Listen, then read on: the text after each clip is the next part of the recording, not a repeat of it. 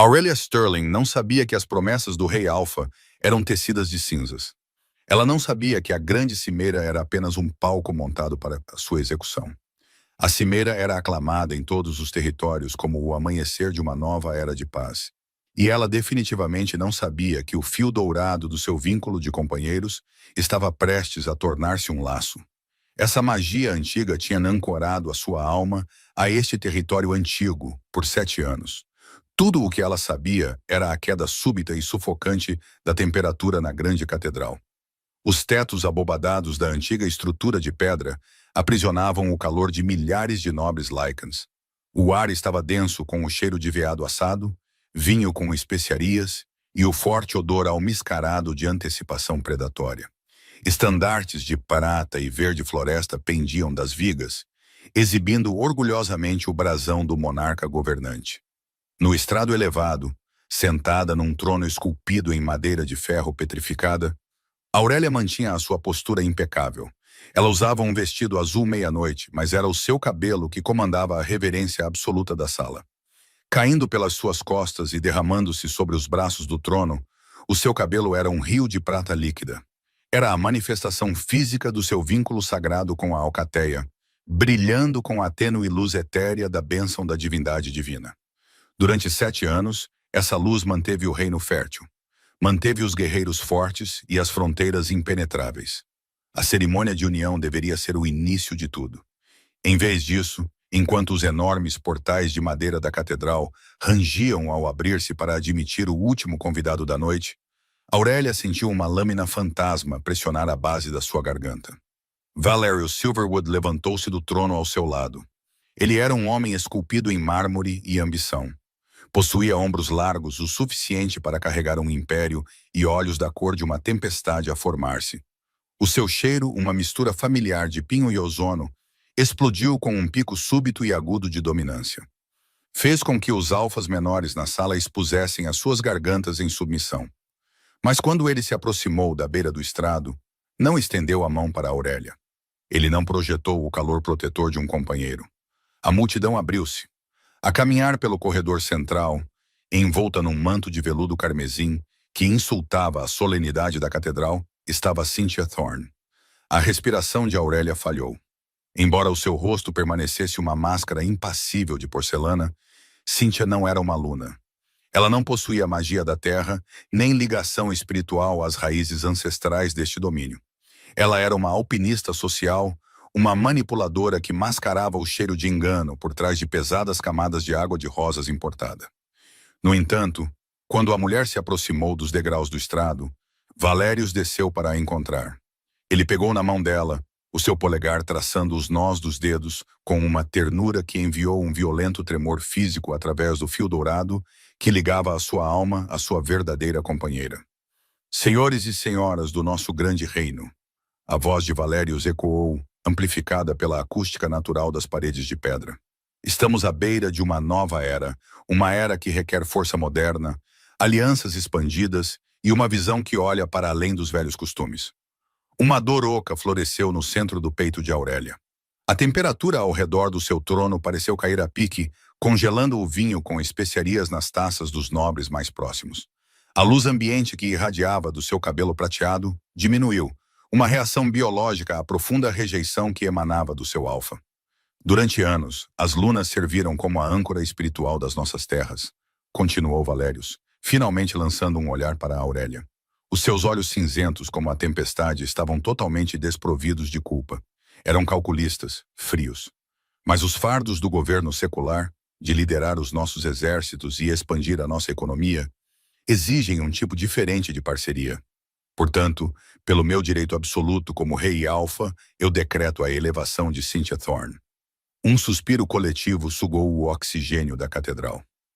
O sumo sacerdote Gideon Vance, de pé perto do altar nas suas vestes cerimoniais brancas, enrijeceu. Os nós dos seus dedos ficaram brancos enquanto ele agarrava o seu cajado de madeira. Valerius virou-se novamente para a multidão, erguendo bem alto a mão de Cynthia. A partir desta noite, Cynthia será reconhecida como a consorte soberana. Ela partilhará a minha cama, o meu conselho, e terá os mesmos direitos de governo que a Luna em todos os assuntos de Estado. A palavra trovejou através do seu vínculo como um tambor de guerra. Despedaçou a estabilidade silenciosa da mente de Aurélia. O impacto foi inteiramente físico. No fundo da sua caixa torácica, o fio dourado do seu vínculo de companheiros desfiou-se violentamente, estalando e enrolando-se sobre si mesmo como um fio em brasa. Uma agonia escaldante e branca explodiu atrás do seu externo. O seu lobo interior bateu contra as grades da sua consciência, uivando em pura e absoluta agonia perante a traição suprema. Valérius não a estava a descartar completamente. Ele estava a enjaulá-la. Ele pretendia mantê-la como uma bateria espiritual para alimentar o seu reinado e manter as barreiras mágicas do reino. Enquanto isso, daria todo o poder, amor e autoridade secular à sua amante. Silêncio. Um silêncio absoluto e esmagador desceu sobre os milhares de Lycans reunidos. Aurélia não chorou. Ela não sabia que o rei Alfa conseguia ver através das aparências da necessidade política para revelar o seu coração verdadeiro e corrupto. Mas ela não lhe daria a satisfação das suas lágrimas. Enquanto a dor física ameaçava rasgar os seus órgãos, o seu orgulho permanecia uma fortaleza inquebrável. Ela manteve a cabeça baixa e a coluna direita. Um servo apressou-se carregando uma almofada de veludo. Sobre ela repousava a coroa da consorte soberana. Era uma coisa ofensiva e vistosa, pesada de ouro e esmeraldas brilhantes, totalmente desprovida das sagradas pedras da lua que adornavam a tiara de uma verdadeira luna. Daqui a 7 dias, anunciou Valérius, a sua voz baixando para um comando rouco que exigia obediência absoluta. Realizaremos a coroação. E para significar a unidade da nossa nova tríade governante, a própria Luna Aurélia colocará a coroa na cabeça da consorte soberana. Cíntia olhou para o trono, um sorriso doentiamente doce a estender-se pelos seus lábios pintados. Era um olhar de puro e absoluto triunfo. Ela esperava que a mulher de cabelo prateado quebrasse. Toda a corte esperava que a companheira humilhada gritasse, se transformasse na sua forma de lobo, ou caísse de joelhos e implorasse pela misericórdia do seu marido, porque implorar não teria mudado o resultado. Aurélia levantou-se. O simples movimento foi incrivelmente fluido, escondendo o fato de que as suas pernas pareciam de chumbo e os seus pulmões ardiam por oxigênio. O brilho tênue e prateado do seu cabelo arrastava-se pelo chão de pedra, um lembrete gritante do poder divino que o rei estava a subestimar. Ela desceu do trono, diminuindo a distância até ficar diretamente em frente ao seu companheiro e à sua amante. Valérius era imponente sobre ela, com o maxilar cerrado, preparando-se para um ataque físico ou um surto histérico. Em vez disso, Aurélia baixou os olhos. Ela agarrou o tecido pesado e azul meia-noite das suas saias e fez uma reverência perfeita e impecável. Foi um gesto de conformidade absoluta e arrepiante. Como o meu rei ordena, sussurrou ela. A sua voz estava firme, desprovida de qualquer tremor, cortando o silêncio como uma lâmina cortando seda. Ela não olhou para Cíntia. Ela não olhou para a coroa. Virando-se nos calcanhares, a Luna caminhou pelo corredor central da grande catedral. A multidão abriu-se freneticamente, aterrorizada até mesmo de roçar na aura gelada da sua tristeza. A cada passo que dava para longe de Valérius, a temperatura ambiente na sala continuava a cair, até que o gelo começou a traçar as bordas dos vitrais.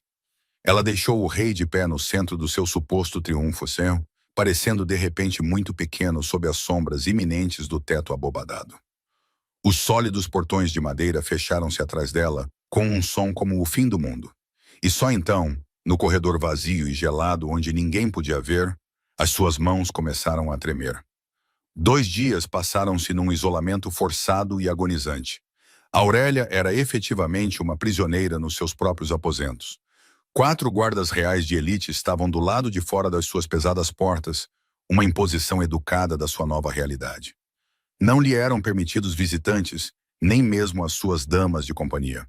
Valérius tinha enviado ordens para que a Luna descansasse e preparasse o seu espírito para a coroação que se aproximava.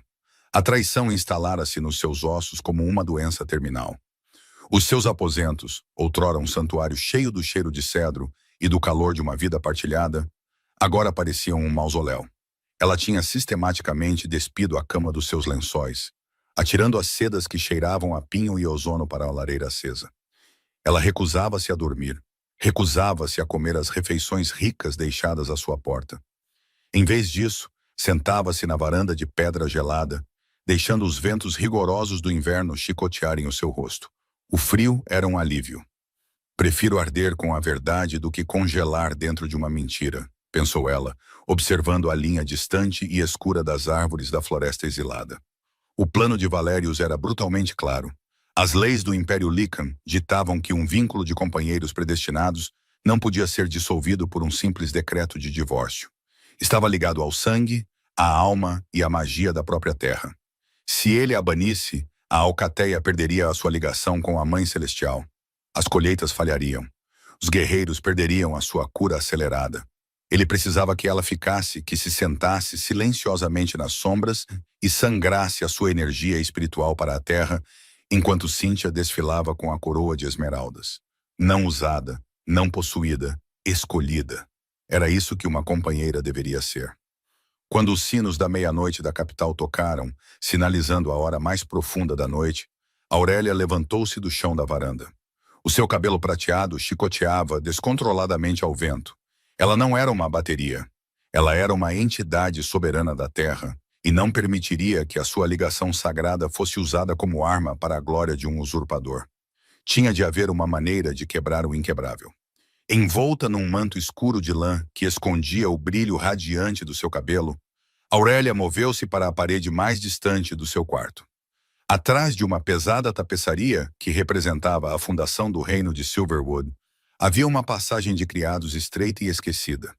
Era um segredo conhecido apenas pelas lunas reinantes, passado de geração em geração. Empurrando o pesado bloco de pedra para o lado, ela deslizou para a escuridão sufocante das paredes, navegando pelos degraus íngremes e em espiral apenas pelo tato. A sua descida levou-a muito abaixo da grande catedral, passando pelas criptas reais e para as catacumbas restritas das sumas sacerdotisas. O ar aqui era pesado, denso com o cheiro de magia antiga, pergaminho seco e poeira intocada. O brilho ambiente do seu cabelo iluminava as paredes de pedra úmidas, projetando sombras longas e sinistras sobre fileiras de estantes antigas com encadernações de ferro. Aurélia moveu-se com uma precisão frenética. Ela ignorou as histórias políticas e os registros de linhagem, aprofundando-se na seção que detalhava a mecânica espiritual do vínculo de companheiros. Ela puxou tomos pesados das prateleiras, os seus olhos percorrendo a escrita arcaica desbotada. As horas passaram. Os seus dedos ficaram negros de poeira e idade, mas ela não parou. Ela leu sobre selos de sangue, sobre venenos fatais, sobre rompimentos temporários causados por imenso trauma físico. Nada disso era suficiente, nem menos.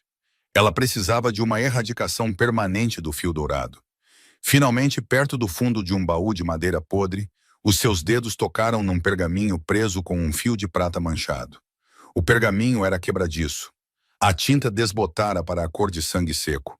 Ao desenrolá-lo, o ar na pequena câmara pareceu ficar subitamente denso, pressionando os seus tímpanos. Era o direito de rompimento. A respiração de Aurélia ficou presa na garganta. Os seus olhos devoraram o texto. Era um ritual tão antigo, tão tabu, que tinha sido oficialmente apagado dos ensinamentos modernos do sacerdócio. O direito detalhava em verdade aterradora da anatomia da luna. O cabelo branco prateado de uma luna verdadeiramente dotada de magia não era apenas uma característica genética. Era o sistema de raízes físico do vínculo da Alcateia. Cada fio agia como um conduto, canalizando a energia divina da divindade Luna para a terra e para a alma do Senhor reinante. O texto era explícito. Para romper o vínculo sem a libertação da morte, a Luna deve sacrificar voluntariamente o conduto. Ela deve cortar a coroa da sua divindade diante dos olhos da Alcateia. A dor da desconexão física espelhará a agonia de uma alma rasgada. Uma vez que a prata caia, o fio é quebrado. O Alfa será despojado do mandato divino da Luna e o seu poder será reduzido às metade. Aurélia leu a passagem 3 vezes, o seu coração a martelar contra as costelas como um pássaro enjaulado. Isto não era uma brecha legal, era uma amputação espiritual. Se ela fizesse isto, perderia o seu estatuto, a sua casa e uma parte da sua própria essência mágica. Ela experimentaria a sensação física de ter a sua alma arrancada pelo couro cabeludo, mas estaria livre. e Valérios perderia a própria base do seu reinado arrogante. Os seus olhos percorreram mais abaixo no pergaminho quebradiço, procurando as ferramentas necessárias para o ritual. O aço comum não podia cortar a manifestação física do vínculo divino. O sacrifício devia ser feito com as tesouras de prata ancestrais, forjadas à luz da lua original pela primeira suma sacerdotisa. Apenas a prata sagrada pode cortar o fio sagrado. Aurélia fechou os olhos, encostando a cabeça na parede fria de pedra dos arquivos. As lâminas lunares sagradas, ela só as tinha visto uma vez, durante a sua própria cerimônia de união, há 7 anos. Eram mantidas sob a mais estrita guarda, confiadas apenas à mais alta autoridade espiritual do reino. Estavam na posse do sumo sacerdote Gideon Vance. Uma imagem do sacerdote sombrio e inflexível surgiu na sua mente. Durante a cimeira, enquanto o resto da corte fervilhava de excitação política com a elevação de Cíntia, Gideon permanecera como uma estátua de fúria silenciosa. Ele era um homem que servia a deusa da lua acima do rei Alfa. Ele desprezava o desrespeito flagrante de Valérios pelas leis sagradas. Se havia um homem em toda a nação que arriscaria a execução para ajudar a realizar um ritual tabu, era Gideon. Aurélia enrolou cuidadosamente o pergaminho de volta, prendendo o fio de prata manchado. Ela enfiou o documento antigo no bolso interior do seu manto de lã. A dor oca no seu peito, a queima persistente do fio dourado desfiado, de repente pareceu diferente. Já não era a picada agonizante de vitimização. Era o calor de uma forja. Ela olhou para o rio de cabelo branco prateado que se derramava sobre os seus ombros, acumulando-se no chão poeirento das catacumbas. Durante toda a sua vida, ela fora definida por ele. Era a sua beleza, o seu estatuto, o seu fardo. Valérios acreditava que o possuía. Acreditava que podia exibir a sua amante em frente ao reino, seguro no conhecimento de que o cabelo de Aurélia ancoraria para sempre o seu trono à terra. Ele estava enganado. Aurélia levantou-se limpando a poeira antiga dos joelhos. A dormência que a paralisara desde o anúncio na grande catedral evaporou-se, substituída por uma resolução fria e cristalina. Ela não esperaria silenciosamente nos seus aposentos. Ela não seria a mártir silenciosa e sofredora do domínio Pax. Ela compareceria à coroação no 7º dia. Ela estaria diante de todo o reino reunido, diante de Valérios e da sua consorte sorridente, mas não estaria a assegurar uma coroa de esmeraldas. Com uma respiração firme e silenciosa, Aurélia saiu dos arquivos e desapareceu de volta na escuridão da passagem secreta, preparando-se para incendiar o reino. A aurora rompeu sobre a capital de Silverwood na manhã do 7º dia, sangrando uma luz pálida e arroxeada através das janelas cobertas de geada dos aposentos reais. Dentro da sala de pedra abobadada, o ar era tão quebradiço como vidro fiado. Aurélia estava diante do imponente espelho de toucador, o seu reflexo um fantasma etéreo contra as tapeçarias escuras e pesadas das paredes. Durante 5 dias, ela não comeu nada. Mal dormiu. O fio dourado do seu vínculo de companheiros, outrora uma fonte de calor radiante que pulsava em sintonia com o batimento cardíaco do seu alfa, necrosara num fio irregular e ardente alojado no fundo do seu peito. Cada vez que Valérios tocava em Cíntia noutro lugar na vasta cidadela, o fio contraía-se, enviando ondas de um frio físico nauseante pelas veias de Aurélia. Era uma dor sufocante e parasitária, um lembrete agonizante da eternidade que lhe fora prometida e da profunda traição que a substituíra. Ela olhou para o rio de cabelo branco prateado que caía sobre os seus ombros e descia até a sua cintura. Era o conduto físico do seu mandato divino, as raízes literais da sua ligação espiritual à terra e à alcateia. Brilhava com uma tênue luminescência intrínseca, lançando um halo de luar em volta do seu rosto pálido, um contraste gritante com as sombras ocas sob o seu olhar marcante da cor da tempestade.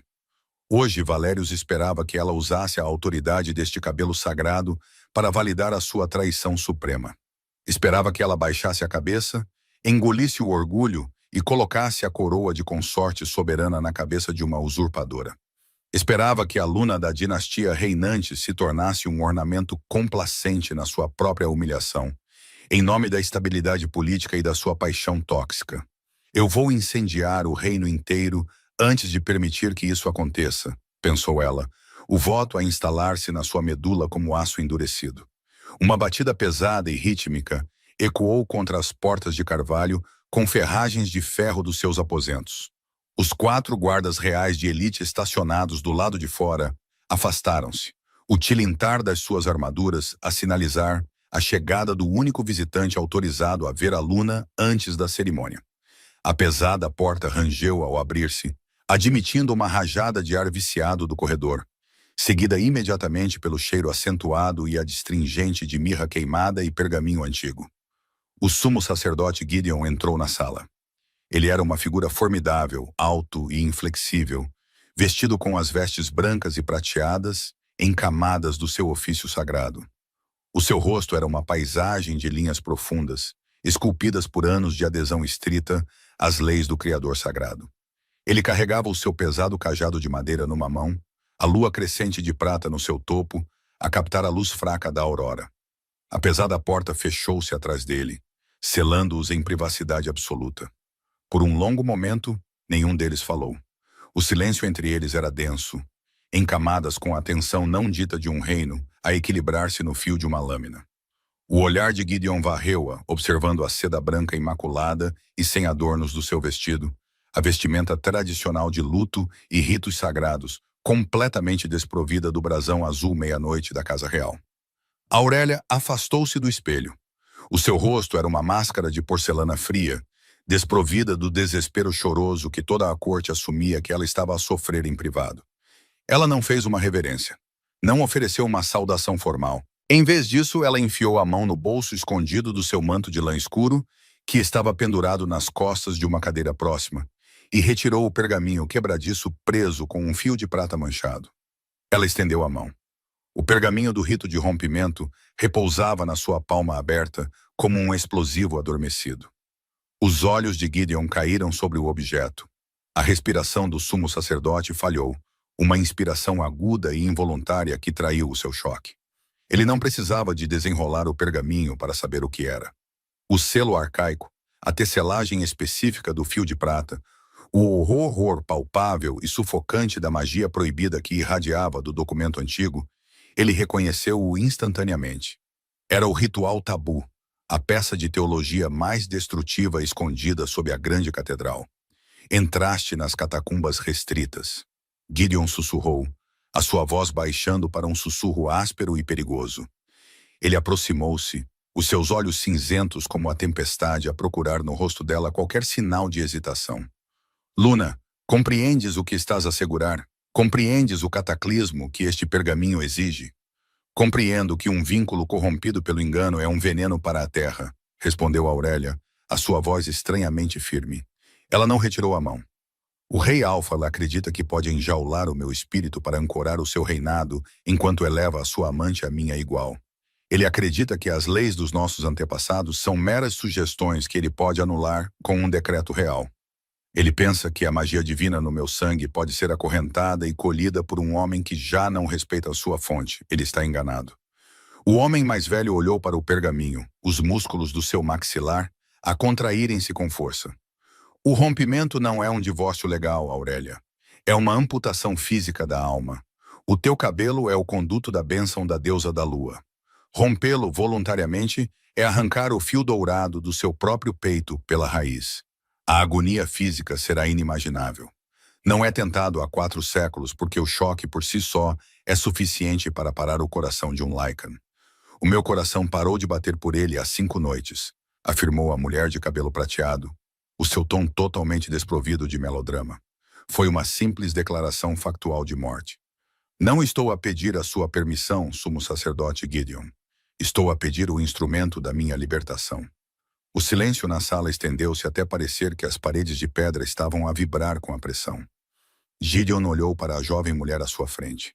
Ele viu as olheiras escuras sob os seus olhos, a palidez anormal da sua pele e a terrível e absoluta convicção na sua postura. Ela era uma verdadeira soberana, possuindo uma dignidade que Valério Silverwood nunca poderia compreender. Lentamente e deliberadamente, o sacerdote enfiou a mão nos bolsos profundos e ocultos das suas vestes cerimoniais. Quando ele retirou a mão, um frio súbito e pesado inundou a câmara. Seguras firmemente no seu punho envelhecido estavam as míticas lâminas de prata. Eram um artefacto de beleza de cortar a respiração e aterradora. Forjadas pela primeira suma sacerdotisa sob a luz de uma lua de sangue, as tesouras eram maciças, pesadas e brilhavam com um brilho letal e iridescente. As lâminas estavam gravadas com runas antigas e esquecidas que pulsavam com uma tênue luz azul predatória. Foram projetadas para um único propósito: cortar os sagrados laços metafísicos do divino. Se fizeres isto perante o reino reunido, disse Gideon, a sua voz a tremer ligeiramente com o peso do momento, enquanto lhe oferecia o artefacto sagrado, irás despojar o rei Alfa de metade do seu poder.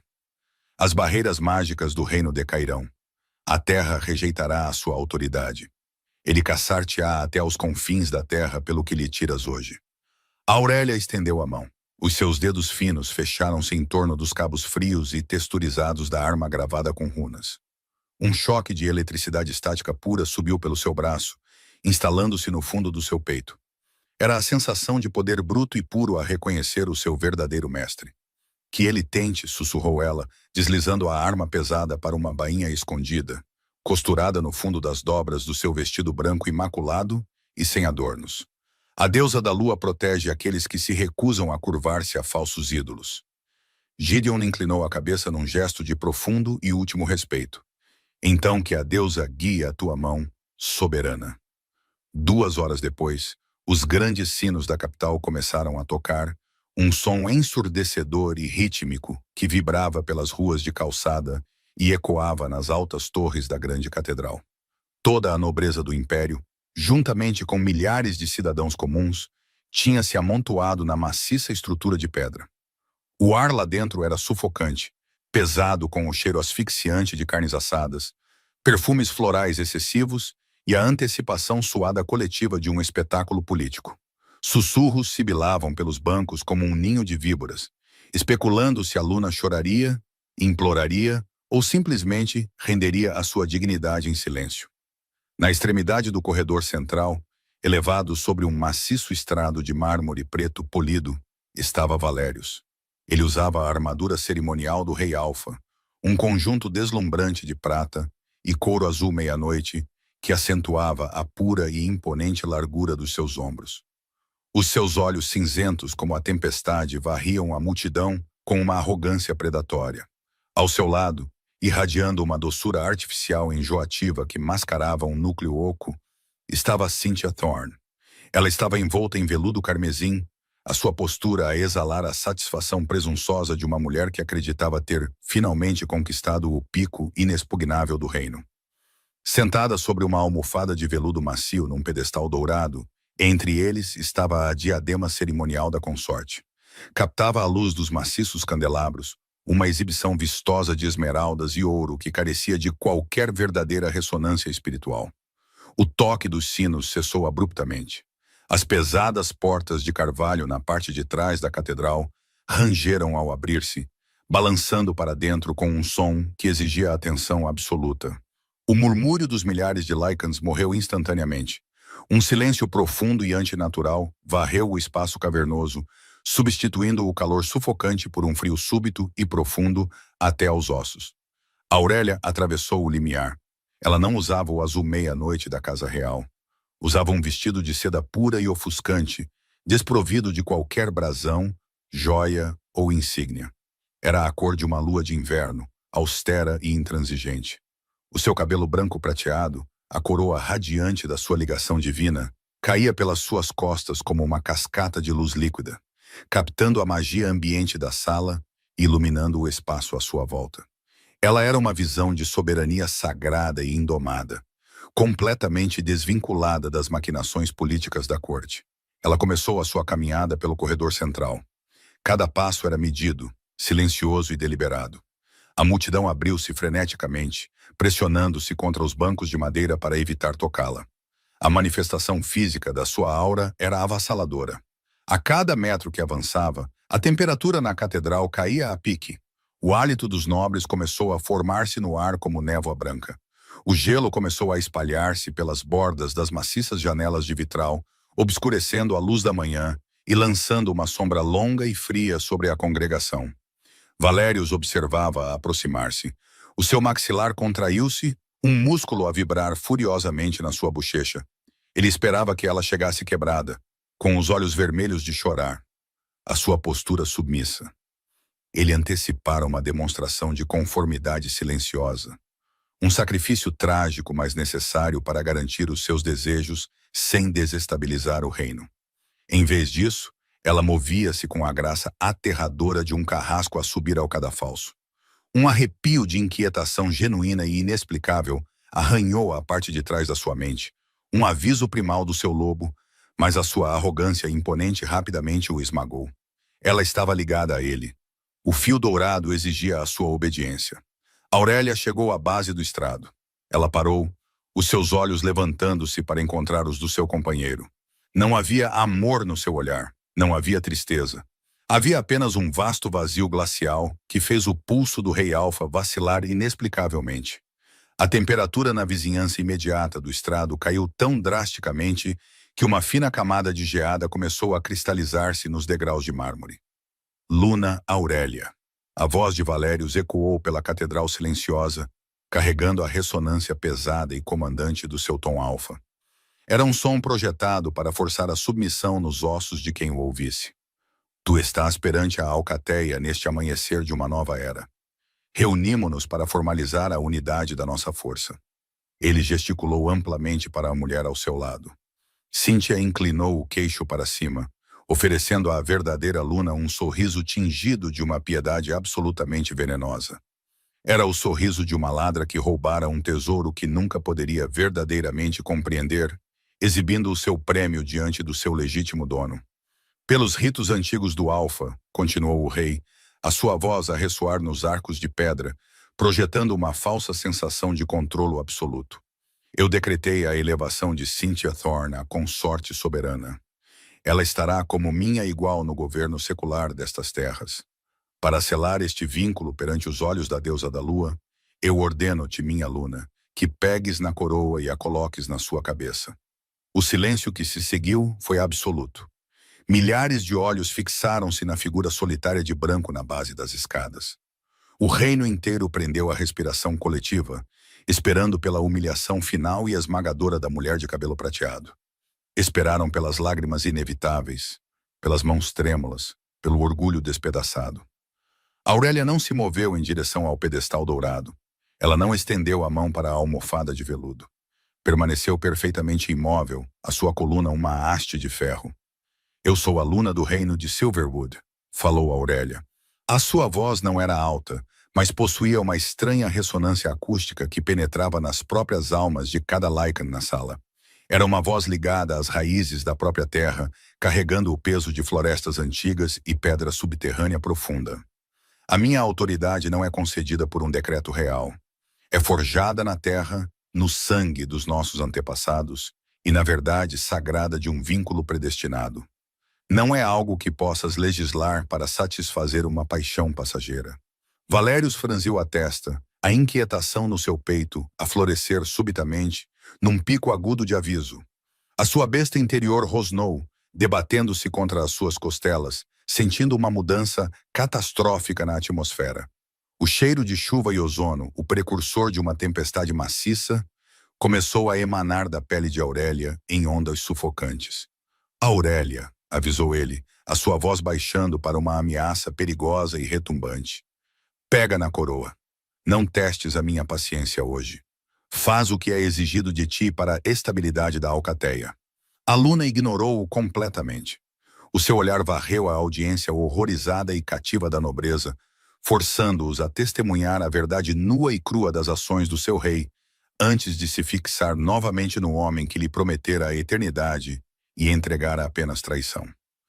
Um vínculo corrompido pelo engano não é vínculo nenhum, declarou ela, as suas palavras a cortarem o ar gelado como aço recém-afiado. Tu acreditas que podes enjaular o meu espírito, Valérius.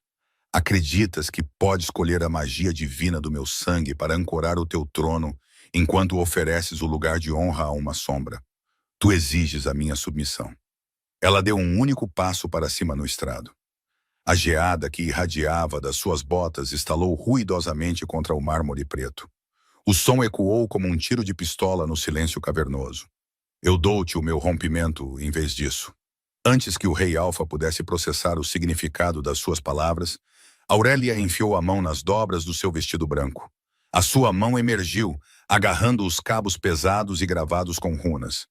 No momento em que o artefacto sagrado foi exposto ao ar livre, a tênue luz azul que pulsava ao longo das suas lâminas explodiu num brilho predatório ofuscante.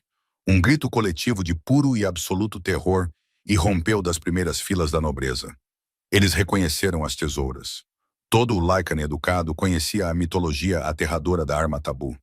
Os sumos sacerdotes e sacerdotisas nos coros caíram de joelhos em reverência absolutamente horrorizada. Os olhos cinzentos como a tempestade de Valérios arregalaram-se até o tamanho de moedas. O sangue drenou instantaneamente do seu rosto, deixando-o com a aparência de um cadáver esculpido. O horror absoluto da realização atingiu-o com a força de uma montanha a cair. Ele finalmente compreendeu a magnitude da sua arrogância. Ele tinha levado a terra ao seu ponto de ruptura, e agora ela ia engoli-lo inteiro. Não, ele rugiu, um som primal e desesperado que rasgou as suas cordas vocais, desfazendo a fachada digna do rei Alfa.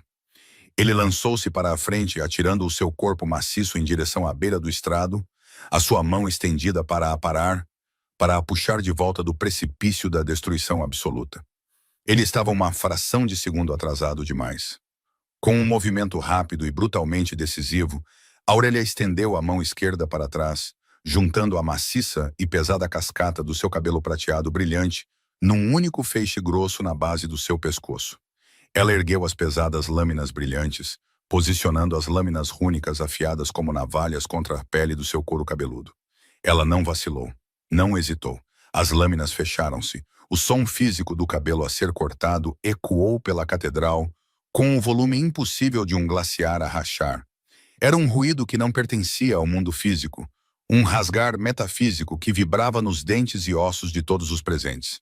O que se seguiu não foi apenas uma ação física, foi uma detonação metafísica. No momento em que a prata sagrada cortou o conduto divino, o fio dourado que ligava a alma de Aurélia à de Valérios estalou. Não se limitou a quebrar. Recuou violentamente, chicoteando de volta para os seus peitos com a força de um raio. Aurélia ofegou, os seus joelhos a dobrarem-se ligeiramente, enquanto uma agonia escaldante e branca explodia atrás do seu externo. Sentiu-se exatamente como o pergaminho antigo prometera, como se um gancho ardente e irregular tivesse sido enterrado na sua coluna e violentamente arrancado, levando um pedaço da sua alma com ele. A sua visão tornou-se branca e, por um segundo aterrador, ela sentiu o abismo a precipitar-se para a consumir. Mas ela mordeu o interior da sua bochecha até sentir o gosto de cobre, recusando-se a gritar, recusando-se a dar-lhes a satisfação da sua dor. Ela canalizou a agonia, comprimindo-a num núcleo sólido de resolução absoluta. Forçou-se a permanecer de pé. A sua respiração era áspera, irregular, mas ela não caiu. Ela abriu a mão. As mechas maciças e pesadas do seu cabelo prateado radiante caíram no chão. Atingiram o mármore preto aos pés do rei, perdendo imediatamente a sua luminescência divina, transformando-se em fios mortos e mundanos de cinza cinzenta antes mesmo de assentarem. A onda de choque atingiu a catedral um microsegundo depois. Uma parede invisível de energia espiritual pura e concussiva explodiu para fora do conduto cortado. Atingiu Valérios a meio do seu salto. O rei Alfa foi atirado para trás como se tivesse sido atingido por um ariete maciço e invisível. Ele caiu no chão de pedra, um estalido nauseante a ecoar enquanto a sua armadura cerimonial se amolgava contra o estrado. Valérios gritou. Não foi um rugido de raiva, mas um uivo agudo e agonizante de devastação física e espiritual absoluta. Ele encolheu-se em posição fetal no chão, agarrando o peito, os seus dedos a arranharem freneticamente a sua própria couraça como se tentasse arrancar os estilhaços ardentes do vínculo de companheiros despedaçado. A magnífica aura divina do soberano, a luz protetora dourada que o rodeara durante 7 anos, estilhaçou-se visivelmente.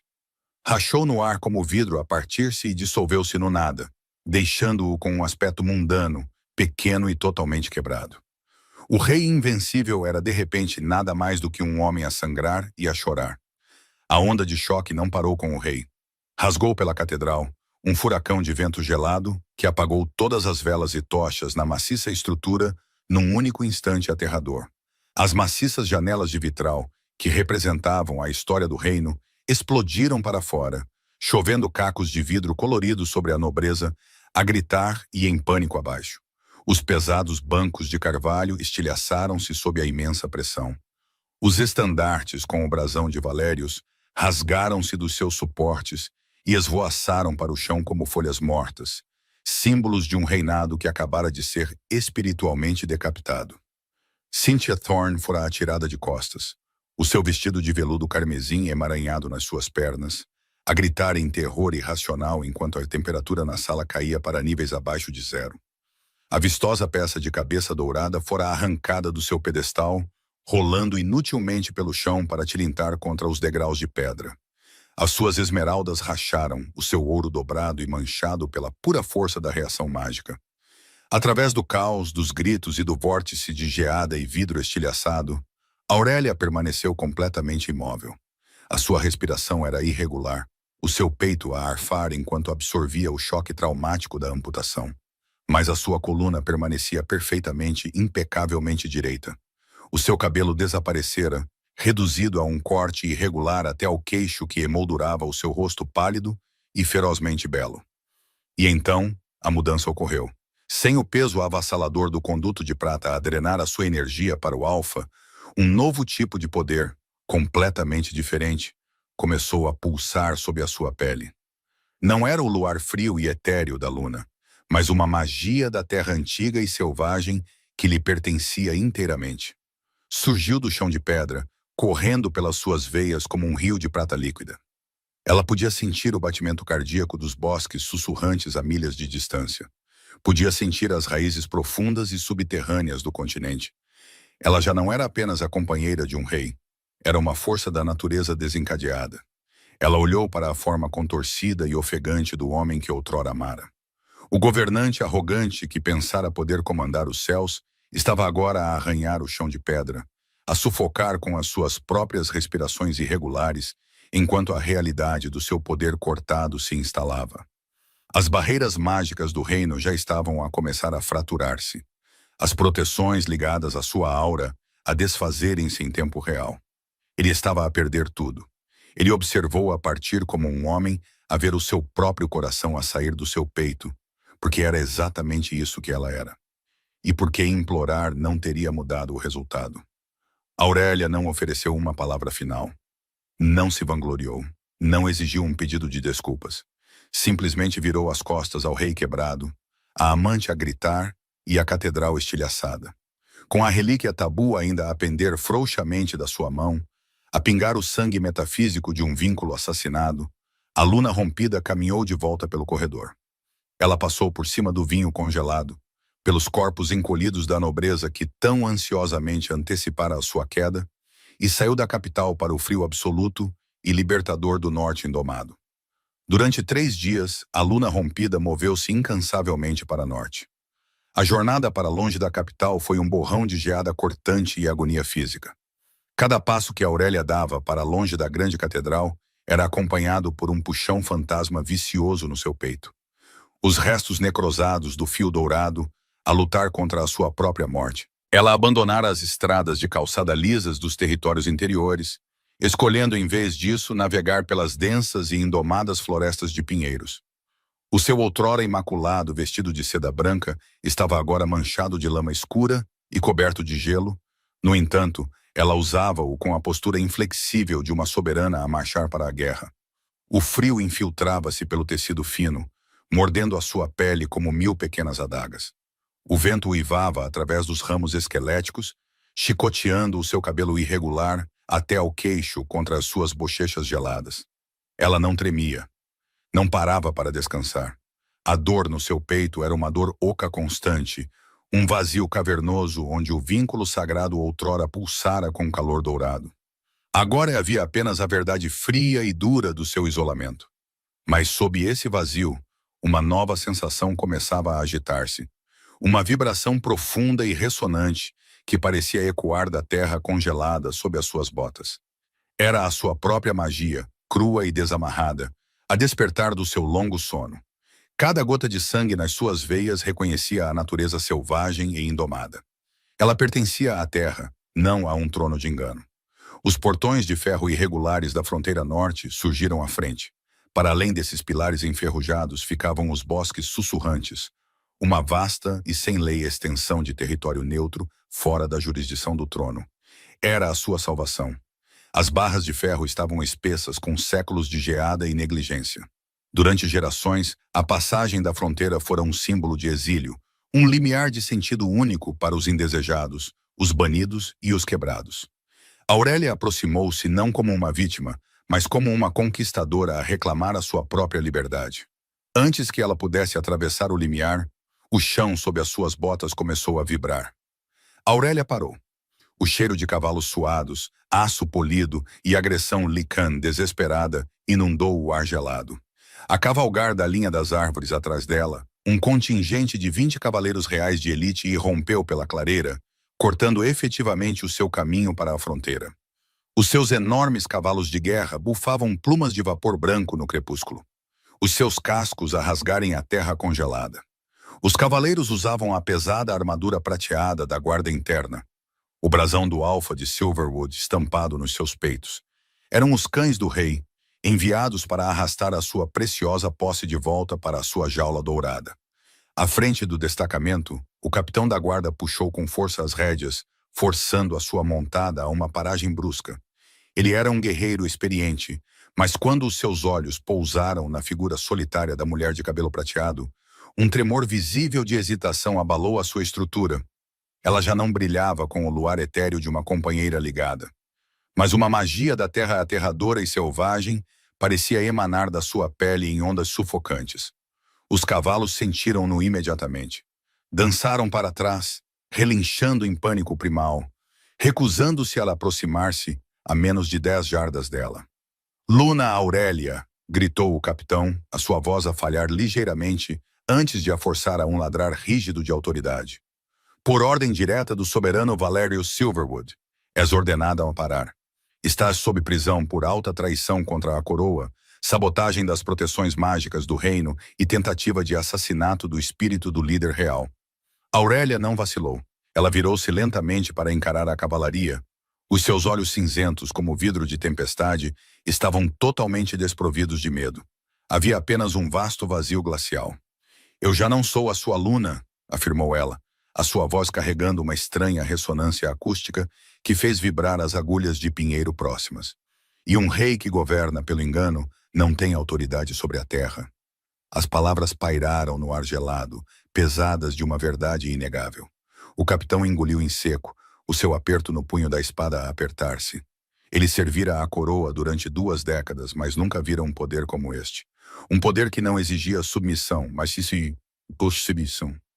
simplesmente existia, antigo e absoluto. O capitão desembainhou a sua espada larga. O som do aço a raspar contra o couro foi ensurdecedor na clareira silenciosa. "Não nos forces a arrastar-te de volta acorrentada, minha senhora. Temos as nossas ordens." Antes que os soldados pudessem desmontar, um clarão ofuscante de luz azul prateada irrompeu das sombras dos portões enferrujados da fronteira.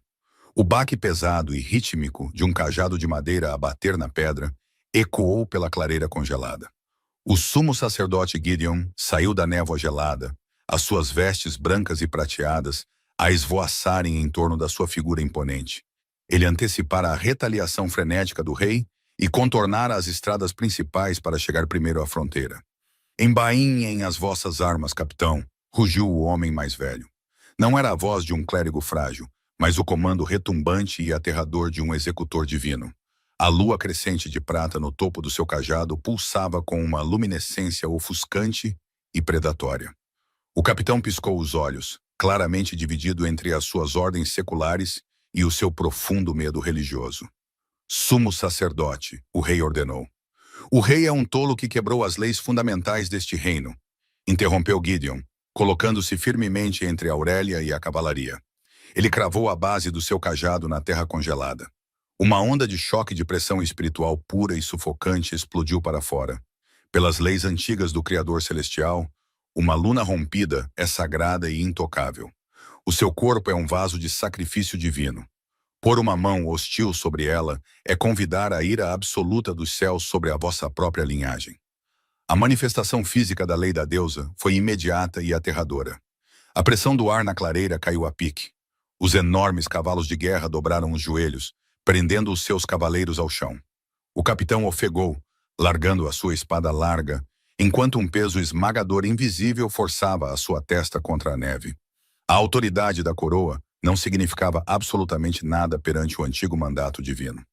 Gideon virou as costas aos soldados a rastejar e olhou para a mulher de branco. O seu rosto de linhas profundas suavizou-se com uma mistura de profunda tristeza e respeito absoluto. O caminho está livre, soberana. Caminha e não olhes para trás. Aurélia deu ao sumo sacerdote um único e lento aceno de gratidão. Ela virou as costas ao reino de Silverwood, passando pelos portões de ferro enferrujados e cruzando a linha da fronteira para o frio absoluto e libertador dos bosques sussurrantes. O território neutro era uma paisagem brutal e implacável. Abetos antigos e imponentes bloqueavam a luz da lua, mergulhando o chão da floresta numa penumbra permanente e sufocante. O vento aqui não uivava. Sussurrava, carregando as vozes sinistras e dissonantes de espíritos esquecidos e predadores selvagens. Durante horas, a mulher exilada aprofundou-se no desconhecido, o seu corpo a operar puramente com adrenalina e pura força de vontade. O silêncio do território neutro era pesado, prenhe de olhos vigilantes. Ela podia sentir o olhar dos exilados, os proscritos que fizeram deste inferno gelado o seu lar, a seguir cada movimento seu, mas nenhum se aproximou dela. A pura intensidade da sua aura mantinha as bestas selvagens e os renegados desesperados à distância. Mas o custo físico do rompimento era imenso. Sem o calor protetor do vínculo de companheiros, a temperatura abaixo de zero começou a infiltrar-se na sua medula. A sua respiração tornou-se superficial, a sua visão turva nas bordas, dissolvendo-se num túnel de estática cinzenta. Ela tropeçou contra o tronco maciço de um carvalho caído, os seus joelhos finalmente a cederem. Ela desabou na neve profunda, a ofegar por ar.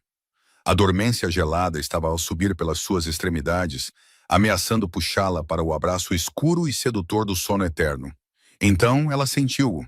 Não foi o frio que a despertou, foi um pico súbito e feroz de calor originado do fundo do seu próprio corpo. Aurélia pressionou os seus dedos gelados e trêmulos contra a curva do seu abdômen inferior. A sua respiração falhou. Um súbito e radiante florescer de calor espalhou-se a partir da sua pelvis, um tremor físico que afugentou a geada das suas veias. O seu pulso acelerado parou, vacilou e depois sincronizou-se com algo completamente separado de si mesma. No fundo do seu útero, protegido por um casulo recém-despertado e rodopiante da sua magia da terra crua, um segundo batimento cardíaco palpitou. Era incrivelmente fraco, um ritmo minúsculo e frágil a lutar contra o frio, mas para os seus sentidos aguçados de Lycan, era tão alto como um tambor de guerra. Ela fechou os olhos, focando toda a sua consciência para dentro. A assinatura biológica era inconfundível. Carregava o seu próprio cheiro de chuva e folhas esmagadas, entrelaçado com um eco tênue e trágico de ozono e pinho, a inegável linhagem real do Alfa de Silverwood, uma criança. Ela estava a carregar o herdeiro de Valérios. Ela não sabia. Durante o caos da cimeira, durante os dias agonizantes do seu confinamento, o estresse mascarara os primeiros sinais. O rei Alfa, cego pela sua paixão tóxica pela sua amante, estivera totalmente alheio à vida que florescia bem à sua frente. Ele descartara não apenas a sua companheira predestinada, mas o próprio futuro da sua linhagem. Uma onda profunda e aterradora de fúria protetora explodiu no seu peito. O desespero que ameaçara congelá-la por completo evaporou-se, substituído por um instinto maternal vulcânico. Ela já não era apenas uma luna rompida à procura de um lugar para morrer em paz. Era uma mãe, e rasgaria o próprio tecido do mundo antes de permitir que o seu filho fosse criado num reino envenenado pelo engano. Eu vou proteger-te. Ela sussurrou para a floresta vazia e gelada, a sua voz rouca de lágrimas não derramadas. Não ele, não eles, tu és meu. Não devias fazer promessas à neve, passarinho. Raramente as cumpre. A cabeça de Aurélia ergueu-se de repente, a sair da cortina branca e ofuscante da nevasca estava uma figura maciça e imponente. O homem era gigantesco, igualando facilmente o seu antigo companheiro em altura, mas possuindo uma largura robusta e indomada que falava de uma vida passada a sobreviver aos elementos mais rigorosos. Ele usava um manto feito da pele de um urso-sombra, o seu rosto obscurecido por um capuz grosso e escuro. À medida que ele se aproximava, a magia ambiente das antigas florestas parecia abrir-se para ele. O seu cheiro atingiu-a, fumo de madeira, terra antiga e a inegável e pesada autoridade de um alfa renegado. Este era Rowan Blackwood, o líder indiscutível dos clãs exilados, um homem que forjara um santuário para os proscritos e os esquecidos. Ele olhou para a mulher de cabelo prateado a tremer no vestido branco arruinado. Os seus olhos âmbar afiados observaram o corte irregular até ao queixo do seu cabelo, o pulso aterrador da sua magia da terra crua e a forma ferozmente protetora como as suas mãos se curvavam sobre o seu abdômen. Ele não viu uma vítima quebrada. Viu uma rainha no exílio. As histórias do seu rompimento público já tinham chegado às terras distantes, sussurradas pelo vento e pelos corvos em fuga. Rowan esperava encontrar uma rapariga a chorar, destroçada. Em vez disso, encontrou uma mãe feroz e protetora, cuja própria presença comandava a magia ambiente dos bosques a curvar-se. A perda da capital é o ganho da floresta. Rowan resmungou, a sua voz surpreendentemente gentil, apesar da sua aparência aterradora. Ele ajoelhou-se, oferecendo a sua mão maciça e calejada sem cruzar a sua fronteira pessoal. O meu acampamento fica a 3 milhas a norte. Há fogueiras, comida e pessoas que não se importam com a política de reis arrogantes. Aceitas santuário, soberana? Aurélia olhou para a mão estendida. Não era uma exigência, era uma escolha. Ela colocou os seus dedos gelados na sua palma quente. Leva-me até lá. A escuridão tomou-a então absoluta e pesada. Quando finalmente abriu os olhos, estava envolvida no calor sufocante de peles grossas, ao lado de uma lareira crepitante. A mordida cortante da geada substituída pelo profundo calor físico do santuário. 3 meses passaram.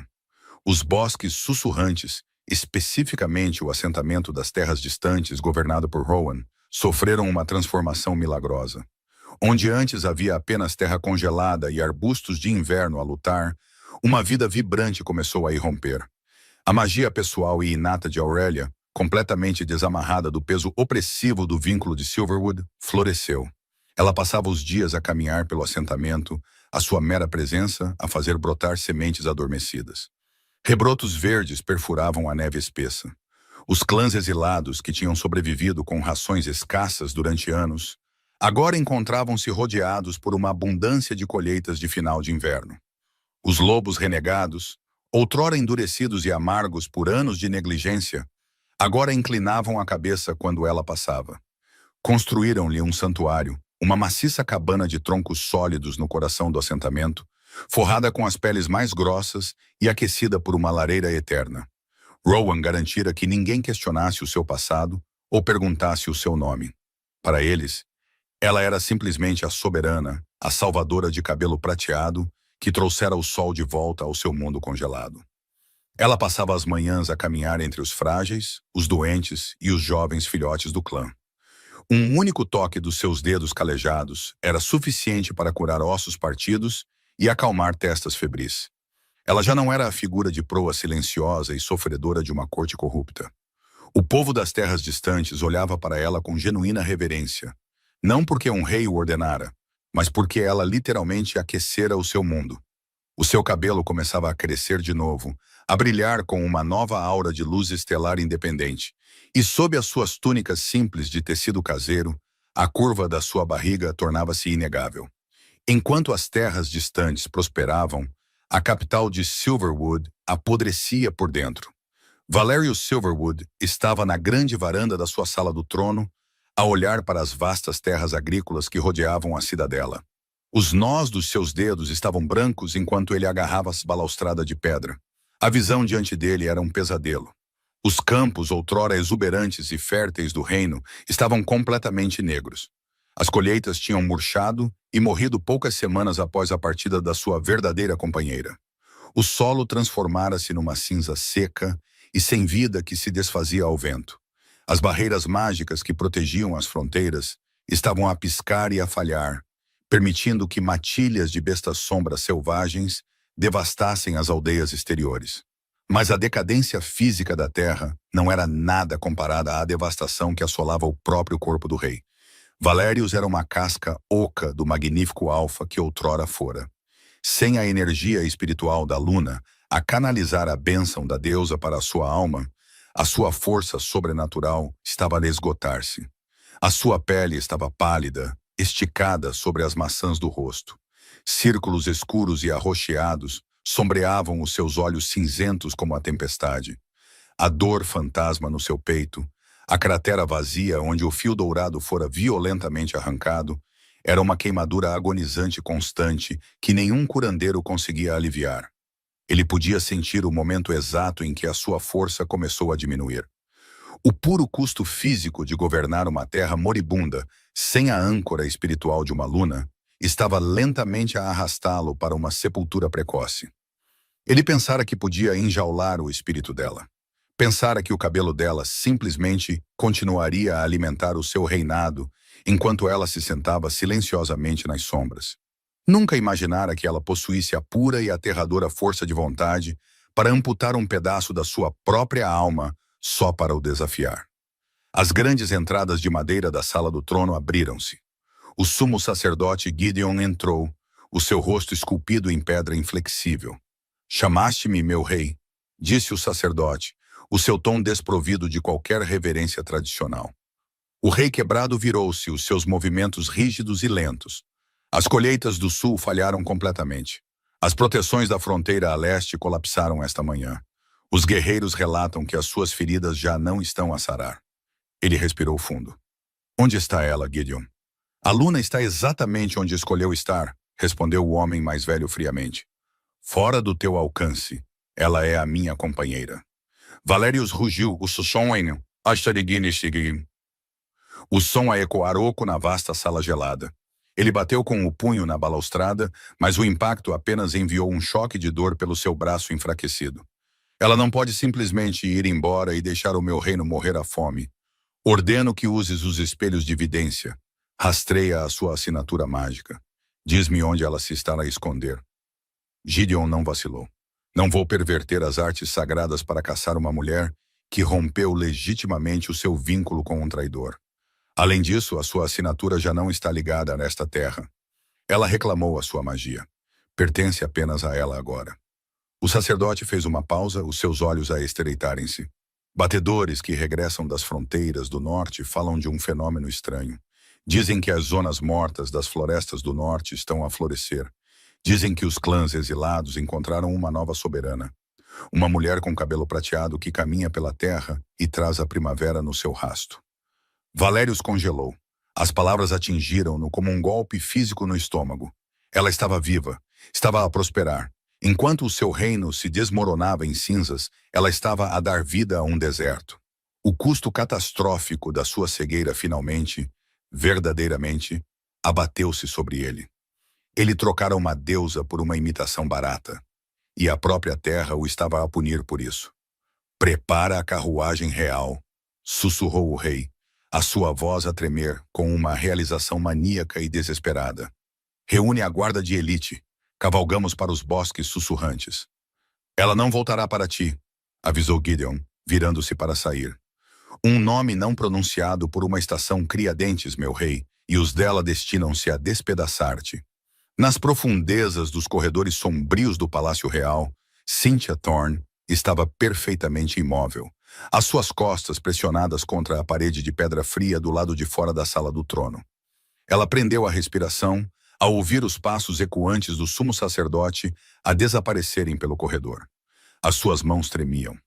Toda a sua existência na capital tornara-se um inferno vivo no momento em que as mechas prateadas atingiram o chão da catedral. A vitória da amante transformara-se em cinzas. A diadema mal adquirida, que ela passara anos a manipular o seu amante para obter, estava manchada e ignorada na sua penteadeira. O povo do território desprezava-a. Os criados cuspiam na sua comida. A nobreza, que apoiara ansiosamente a sua elevação quando pensavam que isso lhes traria favor, Agora zombava abertamente dela nos corredores. Ela não possuía magia. Não conseguia curar a terra. Quando tentava liderar as orações tradicionais da Luna, o incenso recusava-se a queimar. Os fogos sagrados morriam instantaneamente no momento em que ela subia ao estrado. A própria deusa estava a rejeitar a autoridade de Cíntia e toda a alcateia podia senti-lo. Ela não era nada mais do que um parasita inútil e altamente condecorado. E todos sabiam disso. Os sussurros pelas suas costas tornavam-se mais altos a cada dia que passava.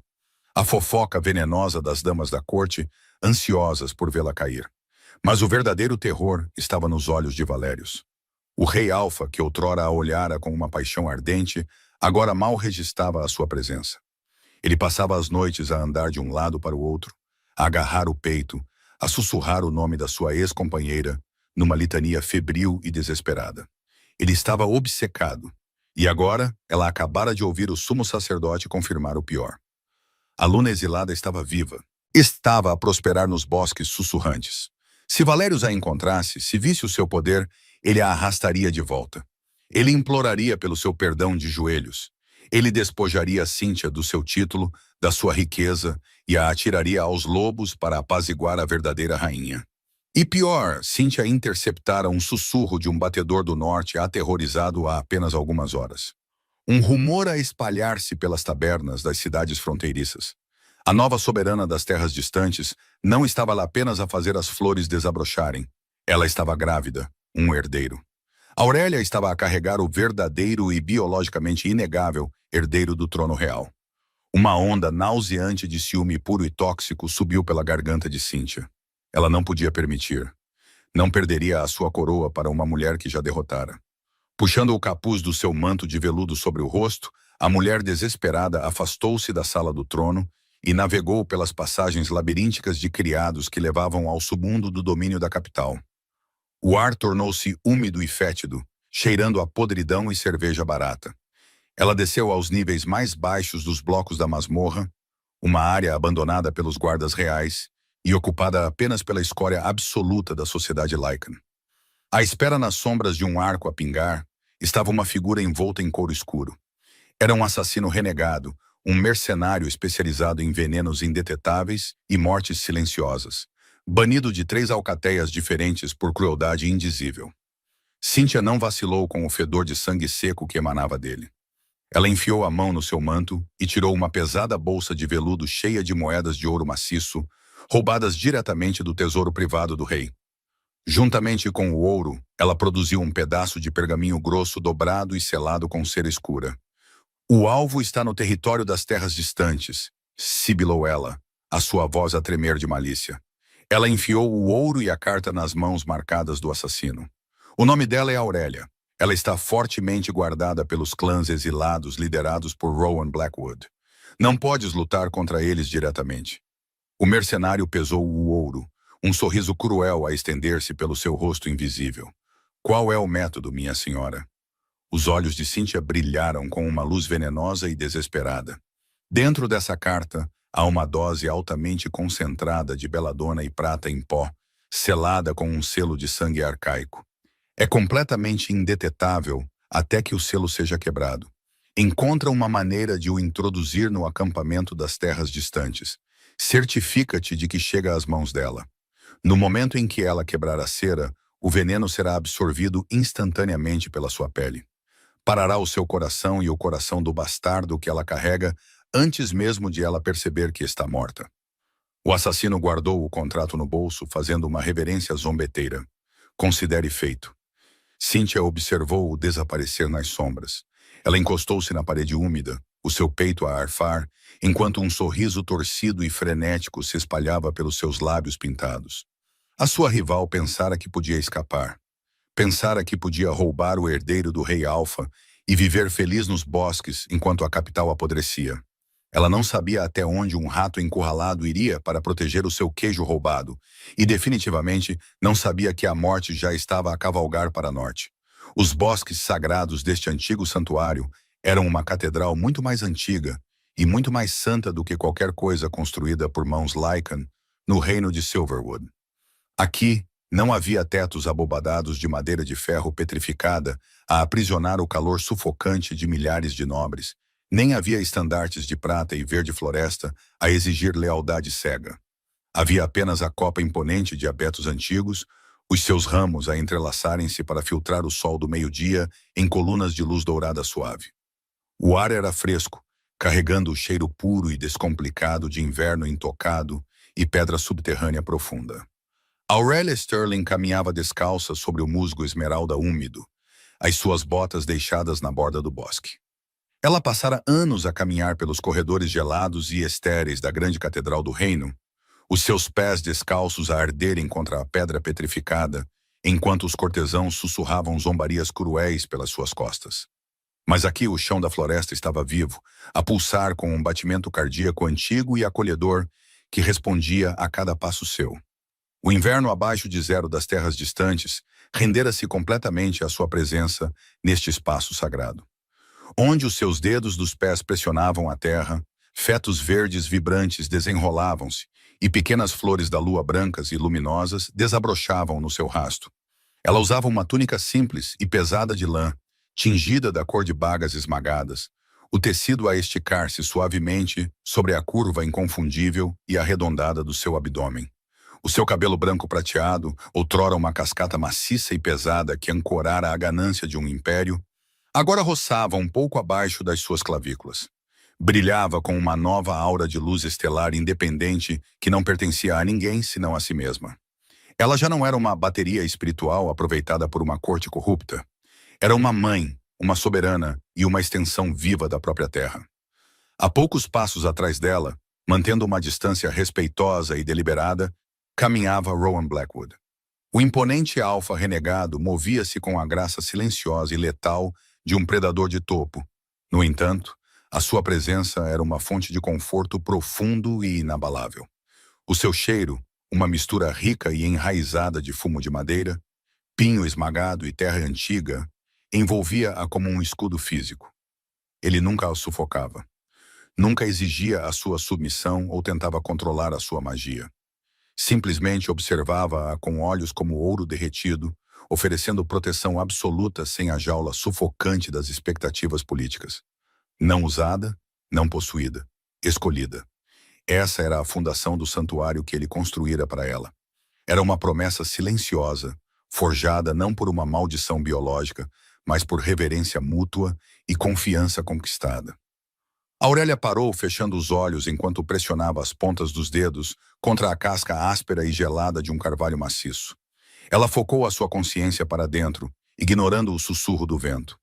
No fundo do seu útero, ela sentiu o segundo batimento cardíaco minúsculo, frenético, mas impossivelmente forte, a palpitar em ritmo com o seu. A criança estava a prosperar, envolta em segurança num casulo quente e rodopiante da sua magia da terra crua. De repente, a temperatura ambiente do bosque caiu 10 graus. O canto melódico dos pássaros que enchera a copa cessou abruptamente, deixando um vácuo de som profundo e antinatural no seu rasto. A estrutura maciça de Rowan ficou completamente rígida.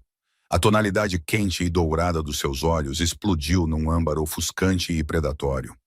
O instinto primal trovejou pelas suas veias como um tambor de guerra. Ele não precisava de falar. O pico súbito de tensão letal que irradiava do seu corpo colossal foi todo o aviso de que Aurélia precisava. Um fedor fétido e metálico cortou violentamente o cheiro limpo da floresta de pinheiros. Era o odor inconfundível e nauseante de sangue seco, fortemente misturado com a queimadura química e acre de beladona altamente concentrada. "Aurélia, mexe-te!" Rowan rugiu, a sua voz a estilhaçar o silêncio tranquilo do bosque com a força de um golpe físico. Ele lançou-se para a frente exatamente quando um assobio mecânico e aterrador rasgou a copa acima deles.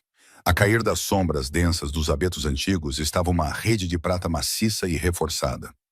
Os seus grossos elos de metal estavam profundamente gravados com runas irregulares e arcaicas, e pingava um líquido viscoso de acônito, projetado para paralisar instantaneamente um Lycan ao contacto. A armadilha fora meticulosamente calculada, apontada diretamente para o local exato onde a Luna grávida estava. Rowan atirou todo o seu corpo gigantesco entre Aurélia e a morte que caía. Ele interceptou a armadilha a meio do ar, permitindo que a pesada malha de prata caísse sobre os seus próprios ombros largos em vez dos dela. No momento em que o metal rúnico fez contato com a sua pele, produziu um silvo nauseante e violento. Espessas plumas de fumo cinzento lhe romperam do seu manto de couro e da carne nua por baixo. O alfa renegado soltou um urro gutural e abalador de pura agonia, enquanto a prata queimava impiedosamente os seus músculos, o acônito a tentar imediatamente sequestrar o seu sistema nervoso e parar o seu coração. No entanto, ele não desabou. Ajoelhou-se, os seus masseteres a incharem, veias a saltarem no seu pescoço como cordas de aço enquanto ele agarrava a rede escaldante com as mãos nuas, tentando desesperadamente rasgar o metal arcaico para a proteger do que quer que viesse a seguir. Da vegetação rasteira diretamente do carvalho, o mercenário atacou. O assassino era um borrão de couro escuro e intenção letal.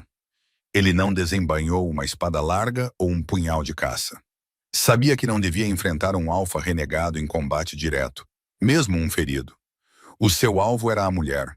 Na sua mão marcada e pesadamente enluvada, ele agarrava um pedaço de pergaminho grosso dobrado e selado com cera escura, a carta envenenada com o selo de sangue arcaico. Era a cartada final de Cynthia Thorne. A magia negra e o veneno de contacto em camadas na cera exigiam apenas um único e fugaz toque na pele de Aurélia para serem ativados.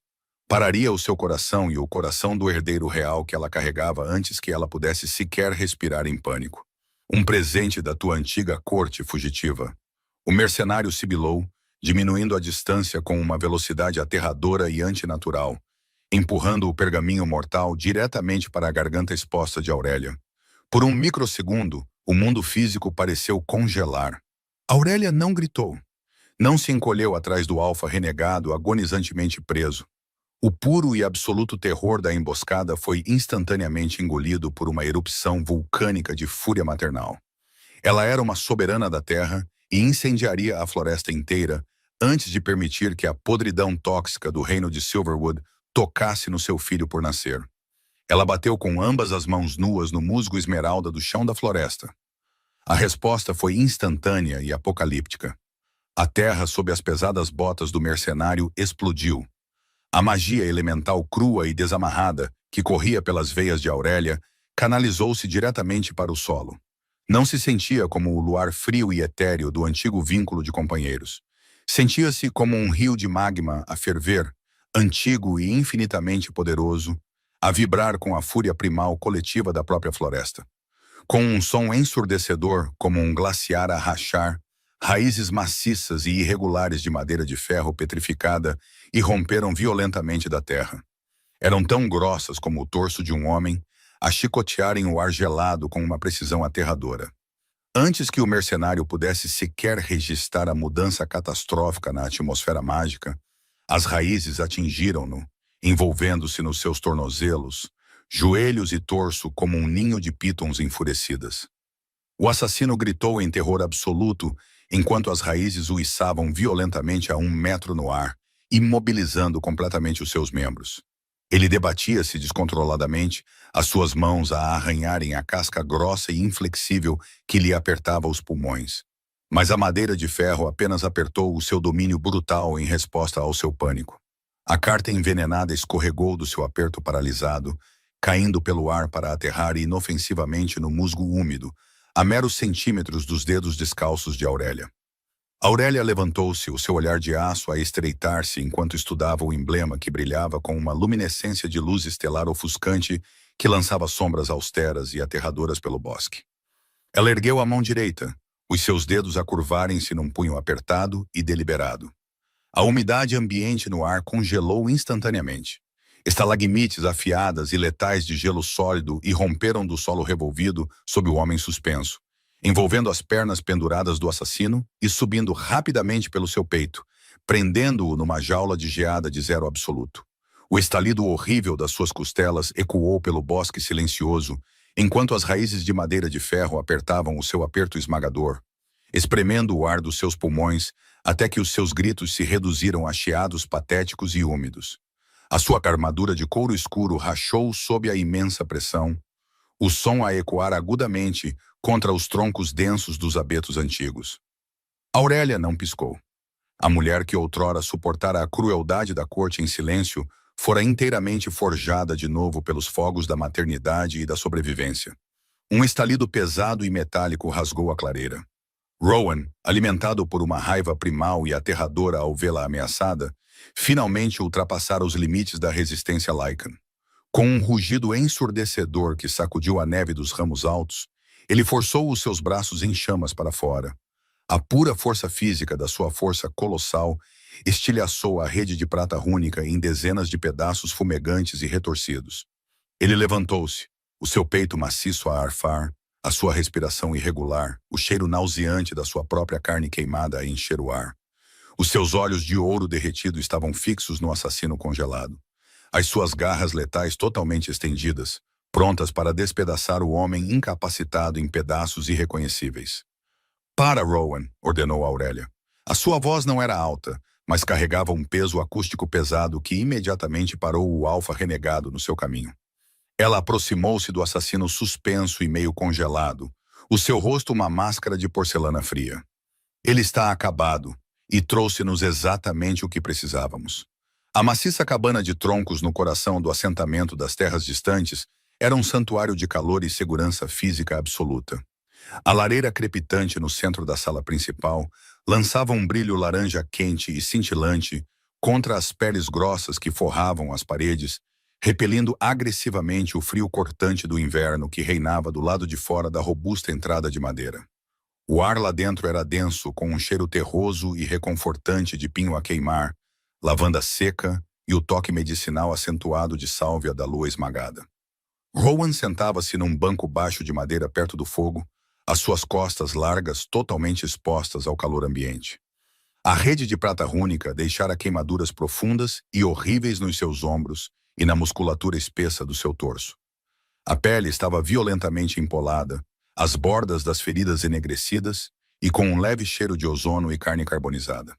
A supressão mágica tecida na prata estava a lutar ativamente contra a sua biologia Lycan, transformando o que deveria ser um processo regenerativo rápido numa provação agonizante e extenuante. Apesar da dor excruciante que teria deixado um guerreiro menor inconsciente, o gigante alfa renegado permaneceu perfeitamente imóvel. O seu maxilar estava cerrado, a sua respiração lenta e intensamente medida para não perturbar a mulher que trabalhava silenciosamente atrás dele. Aurélia estava perto das suas costas, as mangas da sua túnica arregaçadas para além dos cotovelos. As suas mãos, que há apenas uma hora brilhavam com a força aterradora da magia elemental destrutiva, moviam-se agora com uma delicadeza requintada e meticulosa. Ela mergulhou um pano de linho limpo numa tigela de madeira cheia de uma cataplasma espessa e refrescante feita de aloé, calcário moído e a sua própria magia da terra curativa concentrada. O contraste entre a destruição violenta no bosque e a precisão terna do seu toque era profundo. Ao pressionar a cataplasma gelada contra o pior das queimaduras químicas, Rowan soltou um silvo baixo e involuntário, os músculos maciços das suas costas a contraírem-se instintivamente. "Eu sei", Aurélia murmurou, a sua voz um zumbido acústico suave que carregava na ressonância calmante de um rio tranquilo. Ela inclinou-se mais perto, o calor da sua respiração a roçar no seu ombro ileso. A sua magia fluía sem esforço agora. Não havia proteções restritivas, nem sumos sacerdotes a murmurar orações arcaicas para canalizar o seu poder para longe. Pertencia unicamente a ela. A energia refrescante da terra infiltrou-se na sua carne brutalizada, combatendo a picada viciosa do acônito. Ela permitiu que um pulso lento e controlado da sua magia inata fluísse através das pontas dos seus dedos, anestesiando sistematicamente as terminações nervosas danificadas e retirando os restos tóxicos da sua corrente sanguínea. A prata estava entrelaçada com runas arcaicas projetadas para impedir a cura celular acelerada. Levará tempo para fechar completamente, mas a infecção já está a desaparecer. Rowan exalou lentamente, a tensão rígida a deixar a sua estrutura colossal enquanto a sua magia fazia efeito. A proximidade física entre eles na cabana silenciosa era inegável. Uma atração gravitacional pesada, construída sobre sobrevivência partilhada e confiança absoluta. Ele atirara-se cegamente para uma armadilha letal simplesmente para garantir que um único arranhão não a tocasse a ela ou a criança que ela carregava. Era um contraste profundo e impressionante com o homem que supostamente fora predestinado à sua alma, o homem que sacrificara publicamente a sua dignidade por conveniência política. Algumas feridas só podiam ser curadas com devoção absoluta, ela percebeu enquanto os seus polegares alisavam suavemente as ligaduras de linho sobre a sua pele marcada. O fio dourado de ligação que entrelaçava as suas auras parecia completamente natural, completamente livre de quaisquer expectativas exigentes. Quando a última das ligaduras foi firmemente presa, Aurélia recuou, limpando as mãos numa toalha úmida. Ela virou a sua atenção para a pesada e marcada mesa de carvalho no centro da sala. A repousar na madeira escura, isolada como uma cobra venenosa a preparar-se para atacar, estava a prova recuperada do mercenário congelado. Havia o pergaminho dobrado, selado com uma cera escura, quase preta.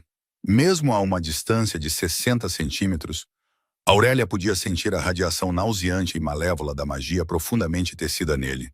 Ao lado da carta jazia um quadrado de couro fervido, violentamente arrancado da armadura do assassino antes que ele morresse da pressão esmagadora das raízes de madeira de ferro. Aurélia aproximou-se, as suas íris pálidas e penetrantes a fixarem-se nas de Rowan. Era a marca de um mercenário, uma representação rude e aterradora de uma serpente enrolada firmemente em torno de um punhal de prata. Era a marca do sindicato criminoso mais profundo e corrupto que operava no submundo da capital. Estes não eram homens que trabalhavam por ideais políticos ou lealdade à alcateia. Eram carniceiros impiedosos que trabalhavam estritamente por quantias exorbitantes de ouro não rastreável, beladona e prata em pó. Aurélia afirmou, a sua voz baixando para um sussurro frígido e clínico enquanto analisava a aura do selo de cera intacto. Ela não se atreveu a tocar no objeto mortal com a sua pele nua. É um selo de sangue arcaico. O veneno está perfeitamente suspenso na própria cera. No momento em que um alvo quebra o selo, a toxina é absorvida instantaneamente através dos poros. Causa uma paragem cardíaca catastrófica em segundos. É a arma de um covarde, indetetável, silenciosa e absoluta. Rowan levantou-se do banco de madeira, vestindo cuidadosamente uma camisa de linho limpa e grande sobre os seus ombros pesadamente enfaixados. Ele caminhou até a mesa, os seus olhos de ouro derretido a encararem o pergaminho mortal com um ódio homicida aterrador. Um mercenário de rua comum não possui os recursos ou o conhecimento para encomendar um selo de sangue arcaico, resmungou ele, a sua voz a vibrar profundamente no seu peito largo. E eles não visam lunas exiladas por capricho. Este ataque foi pago com ouro real dos cofres internos. Foi a Cíntia, respondeu Aurélia, o nome a sair dos seus lábios como uma maldição imunda. As peças do quebra-cabeças encaixaram-se na sua mente com uma clareza nauseante e inegável. A amante ganhara a coroa, mas herdara um reino em rápida decadência. Com as colheitas do reino a falharem e as barreiras mágicas a colapsarem por causa do vínculo rompido, a falsa consorte estava desesperada. Ela sabe que Valérios está a perder rapidamente o controlo da alcateia. Sabe que o povo está a perceber que o seu título é uma farsa oca. E ela deve ter ouvido os rumores a chegar às cidades fronteiriças. Rumores de que o verdadeiro herdeiro do trono real está a crescer em segurança nas distantes florestas. Ela enviou a morte para garantir que o meu filho nunca respire. O maxilar de Rowan cerrou-se com tanta força que o osso estalou audivelmente na sala silenciosa. Ele virou-se para ela, a sua expressão sombria e perfeitamente letal. O mercenário está morto, mas a ameaça não acabou.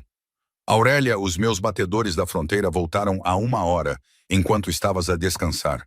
Trouxeram notícias urgentes da Cordilheira de Neve do Sul. Aurélia levantou o olhar, o seu pulso a acelerar ligeiramente sob a sua calma exterior. Que notícias? Uma maciça procissão real cruzou a linha da fronteira para o nosso santuário, revelou Rowan, o seu tom pesado de violência iminente. O rei Alfa Valérios está a liderá-los pessoalmente. Ele viaja com toda a sua guarda interna de elite e metade do seu aterrorizado conselho político. Os batedores dizem que ele parece um cadáver ambulante. A sua aura está completamente estilhaçada, e os seus homens estão exaustos de lutar contra as bestas sombras selvagens que romperam as suas fronteiras em falha. Ele está a seguir o florescimento maciço da tua magia da terra. Ele está a vir para cá, Aurélia. Ele está a vir para te implorar que voltes e salves o seu império em decomposição. As palavras pesadas pairaram no ar quente da cabana, lutando contra o calor crepitante da lareira. Por um longo momento, o único som foi o estalar dos troncos de pinho a queimar. A revelação de que o seu antigo companheiro estava finalmente à sua porta não trouxe uma onda de dor nostálgica ou um vislumbre de hesitação. Em vez disso, uma resolução fria e cristalina endureceu no peito de Aurélia. Rowan deu um passo deliberado mais perto, fechando a distância física entre eles. Ele olhou para ela, os seus olhos âmbar cheios de uma proteção feroz e inflexível que não exigia nada, mas oferecia tudo. Dá a ordem, soberana. Podemos mobilizar os clãs exilados dentro de 1 hora. Posso levar-te para as profundezas das montanhas do norte, para um santuário escondido, onde a sua magia moribunda nunca te poderá rastrear. Ou, se o desejares, ficarei na fronteira deste assentamento e massacrarei cada guarda real que pise este solo. Prefiro arder contigo do que congelar sozinho no rescaldo da sua arrogância absoluta. Aurélia olhou para o homem imponente e marcado que se oferecia para sangrar por ela, para lutar contra um exército inteiro por ela, sem exigir um único compromisso da sua liberdade. Depois, ela olhou de volta para a marca do mercenário e para a carta envenenada que irradiava a sua intenção escura e letal sobre a mesa de madeira. Ela colocou uma mão protetora e instintiva sobre a curva da sua barriga, sentindo o baque firme e tranquilizador do segundo batimento cardíaco. Durante 7 anos, ela desempenhara o papel da aluna silenciosa e resistente. Mantivera a cabeça baixa e a coluna direita enquanto a corte zombava dela. Aceitara a humilhação pública e o exílio com uma cortesia digna, acreditando que ir embora e deixá-los à sua própria ruína era a vitória suprema. Mas a cobardia de Cynthia mudara violentamente as regras do jogo. Eles não tinham apenas insultado o seu orgulho, tinham tentado assassinar o seu filho por nascer. Não, Aurélia sussurrou, a única palavra a ecoar com o peso acústico aterrador de uma placa tectônica a mover-se.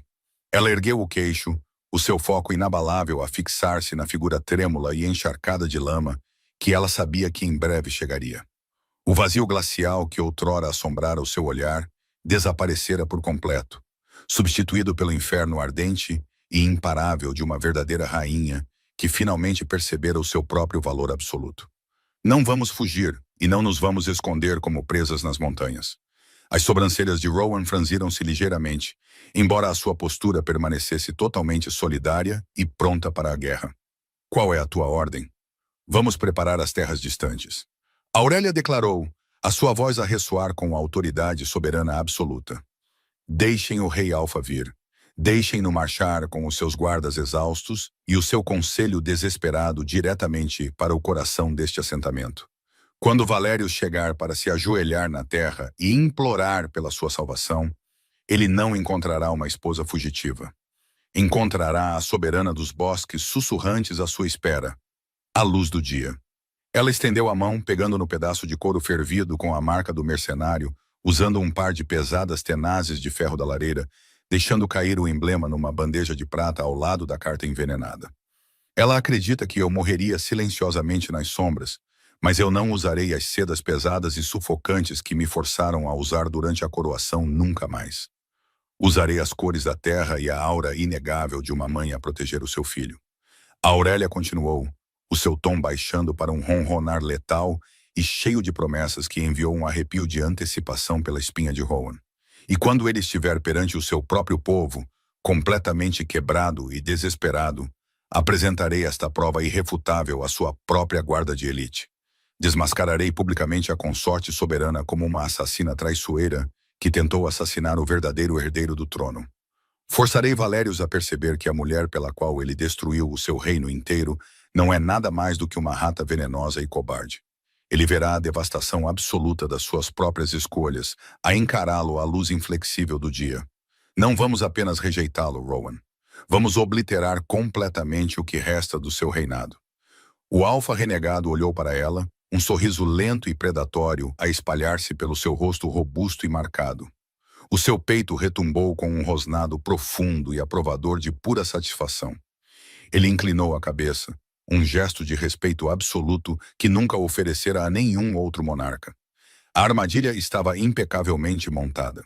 O cego rei Alfa estava a cavalgar diretamente para a sua própria execução pública, e nem ele nem a sua amante tinham a menor ideia de que a lâmina já estava a cair. A vanguarda da procissão de Silverwood rompeu a fronteira interna das terras distantes exatamente quando o sol atingiu o seu zênite. O que deveria ser uma grande expedição real para reclamar uma esposa fugitiva parecia mais uma marcha fúnebre dos condenados. A guarda interna de elite, outrora o orgulho do Império Lycan, arrastava as botas pela lama. A sua armadura prateada, manchada e coberta com a lama gelada dos bosques sussurrantes. Passaram semanas a lutar contra bestas sombras selvagens que tinham deslizado sem esforço através das barreiras mágicas em falha da capital. Os seus cavalos de guerra estavam emaciados, as suas cabeças penduradas, a sua respiração a sair em arquejos fracos e irregulares. No centro da coluna exausta cavalgava o rei Alfa Valerius. O homem que outrora comandara os céus do seu trono de madeira de ferro petrificada estava totalmente irreconhecível. Ele sentava-se curvado na sua cela, os seus ombros largos encolhidos para dentro, como se tentasse proteger uma ferida aberta no peito que mais ninguém conseguia ver. Sem o conduto divino do cabelo da sua verdadeira companheira a ancorar a sua alma à deusa da lua, a sua vitalidade sobrenatural evaporara-se. A sua pele era da cor de pergaminho velho, esticada de forma aterradora sobre as suas maçãs do rosto. Os seus olhos cinzentos como vidro de tempestade, outrora a crepitar com autoridade absoluta, estavam encovados e injetados de sangue, a dardejarem descontroladamente pela floresta próspera, como se os fetos verdes vibrantes e as flores da lua em flor fossem um insulto pessoal à sua existência decadente. A agonia fantasma do vínculo de companheiros violentamente estilhaçado esvaziara-o por dentro. A arrastar-se relutantemente atrás da sua montada real estava uma pesada carruagem dourada. Lá dentro, envolta em camadas de vison roubado e a agarrar desesperadamente a tiara de esmeraldas manchada, sentava-se Cynthia Thorne. Ela recusara-se a ficar para trás na capital em ruínas, aterrorizada de que os cidadãos famintos a despedaçassem no momento em que a proteção do rei estivesse fora de vista.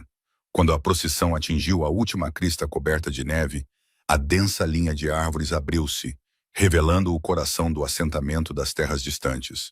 O conselho político de Silverwood, a cavalgar ao lado do seu monarca quebrado, puxou coletivamente as rédeas, ofegando em puro e absoluto choque. Esperavam encontrar um aglomerado miserável de exilados famintos a tremer no escuro. Em vez disso, encontraram um santuário vasto e próspero. Maciças cabanas de troncos com chaminés de pedra crepitantes formavam um anel protetor em torno de uma praça central.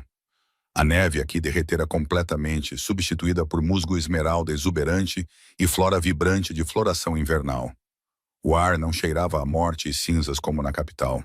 Estava denso com o cheiro de veado assado, cedro fresco e o pulso vibrante e inegável de magia da terra crua.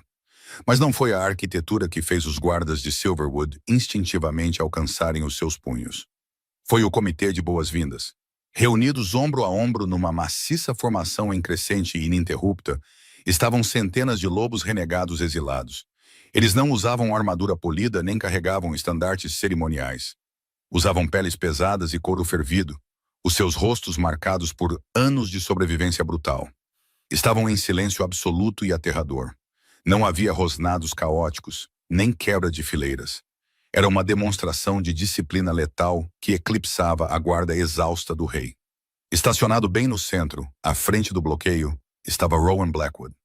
O imponente alfa renegado usava uma camisa de linho limpa que se esticava sobre as ligaduras frescas que envolviam o seu torso, um lembrete brutal da rede de prata arcaica que ele interceptara há apenas algumas horas.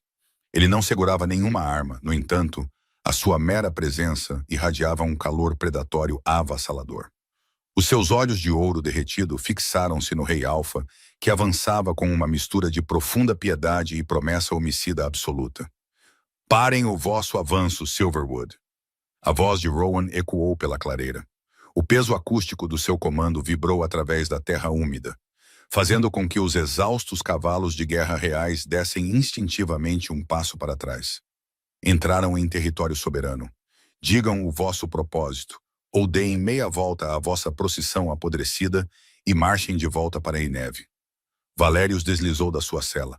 As suas pernas tremeram violentamente ao atingir o chão, o impacto a enviar um tremor visível de fraqueza pela sua coluna.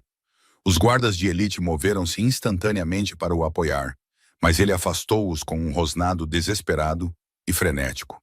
Ele tropeçou para a frente, ignorando completamente o maciço alfa renegado. Os seus olhos encovados fixaram-se nas pesadas portas de carvalho do santuário central, atrás da linha defensiva. Não vim para a guerra, Valério sussurrou. A sua voz, outrora um instrumento trovejante de domínio absoluto, quebrou-se pateticamente. Vim pela minha esposa. Vim pela luna do reino. A luna do teu reino caído morreu no chão da tua grande catedral. Uma voz respondeu. Os formidáveis umbrais de madeira do santuário central abriram-se. O som não foi alto, mas possuía uma finalidade estranha e ressonante que cortou o murmúrio do Conselho Real como uma lâmina através de seda. A parede de guerreiros exilados abriu-se instantaneamente, inclinando a cabeça em reverência unificada e absoluta. Aurélia saiu para o sol do meio-dia. Ela não usava o brasão azul meia-noite da sua antiga casa, nem usava a seda branca ofuscante do luto cerimonial.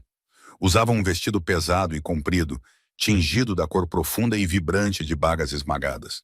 O tecido entrelaçado com fios subtis de casca de madeira de ferro. O seu cabelo, que Valérius tão arrogantemente acreditara possuir, já não era uma cascata maciça e pesada. Estava cortado até as suas clavículas. No entanto, brilhava com uma aura de luz estelar ofuscante e independente que parecia iluminar toda a praça. Equilibrada na sua testa, estava uma tiara simples e elegante, tecida de vinhas verdes vivas e flores da lua brancas e luminosas. Mas não foi a coroa que fez o coração de Valérius parar completamente. Foi a curva inegável e arredondada do seu abdômen. O rei congelou, as suas botas a afundarem-se na terra úmida. As suas pupilas dilatadas fixaram-se na sua barriga. De repente, o vento mudou, trazendo o seu cheiro pela clareira. Sob o aroma fresco de chuva e magia da terra, havia uma segunda assinatura biológica. Era um eco tênue e trágico de ozono e pinho. O rei Alfa caiu de joelhos na terra. O som pesado da sua armadura manchada a bater no caminho de pedra ecoou pelo silêncio absoluto da clareira. A realidade aterradora e inegável da sua própria cegueira catastrófica abateu-se sobre ele. Ela estava a carregar o seu filho, um verdadeiro herdeiro. Um filho concebido nos últimos dias do seu vínculo, um filho que ele ignorara completamente, enquanto estava ocupado a exibir uma impostora manipuladora em frente à sua corte. Aurélia. Valérius engasgou-se. Lágrimas, quentes e desesperadas, derramaram-se pelas suas bochechas encovadas, abrindo sulcos na sujidade do seu rosto. Ele arrastou-se para a frente um único passo, as suas mãos trêmulas a estenderem-se para ela, os dedos a arranharem o ar vazio. O soberano aterrador que a despojara da sua dignidade fora reduzido a um mendigo a chorar e a rastejar. Deusa, Aurélia, juro pela minha vida que não sabia. Não sabias porque escolheste não ver, Valérius. Ela respondeu. A sua voz estava firme, completamente desprovida de qualquer tremor ou tristeza nostálgica. Ela olhou para ele com um vasto vazio glacial. Estavas demasiado cego pelo brilho de uma coroa de esmeraldas barata para ver o ouro que estavas a atirar ao fogo. Eu estava errado, ele gritou. O som a rasgar a sua garganta. O rei pousou as mãos na lama, inclinando a cabeça tão baixo que a sua testa tocou nas suas botas. Ele não se importava que todo o seu conselho político o estivesse a ver humilhar-se. Não se importava com a coroa. Era um homem moribundo a implorar por água num deserto. A magia desapareceu. As colheitas transformaram-se em cinzas. As proteções estão quebradas. Eu estou quebrado, Aurélia. O fio, o espaço vazio onde costumavas estar, está a queimar-me vivo por dentro. Ele levantou o rosto, a sua expressão torcida em agonia pura e absoluta. Por favor, volta, Eu dar-te-ei tudo. Despojarei a Cíntia de todos os títulos. Bani-la-ei para os desertos gelados hoje. Construir-te-ei uma nova catedral. Ajoelhar-me-ei perante toda a alcateia e declarar-te-ei a única e absoluta governante de Silverwood. Apenas volta para casa, por favor, minha companheira. Deixa-me proteger o nosso filho. Da parte de trás da procissão, a porta da carruagem dourada abriu-se de repente. Cíntia tropeçou para a lama, o seu manto de veludo carmesim a arrastar-se pela neve derretida. O seu rosto estava pálido de puro pânico. As pesadas camadas de água de rosas importada incapazes de mascarar o súbito fedor azedo do seu terror absoluto. Valérios, não!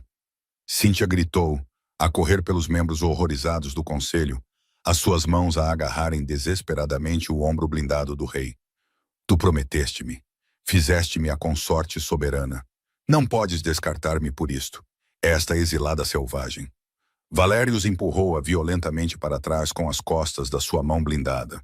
Cíntia caiu na lama com um baque úmido, a tiara dourada amaldiçoada a escorregar do seu alcance e a rolar inutilmente para uma poça de água suja.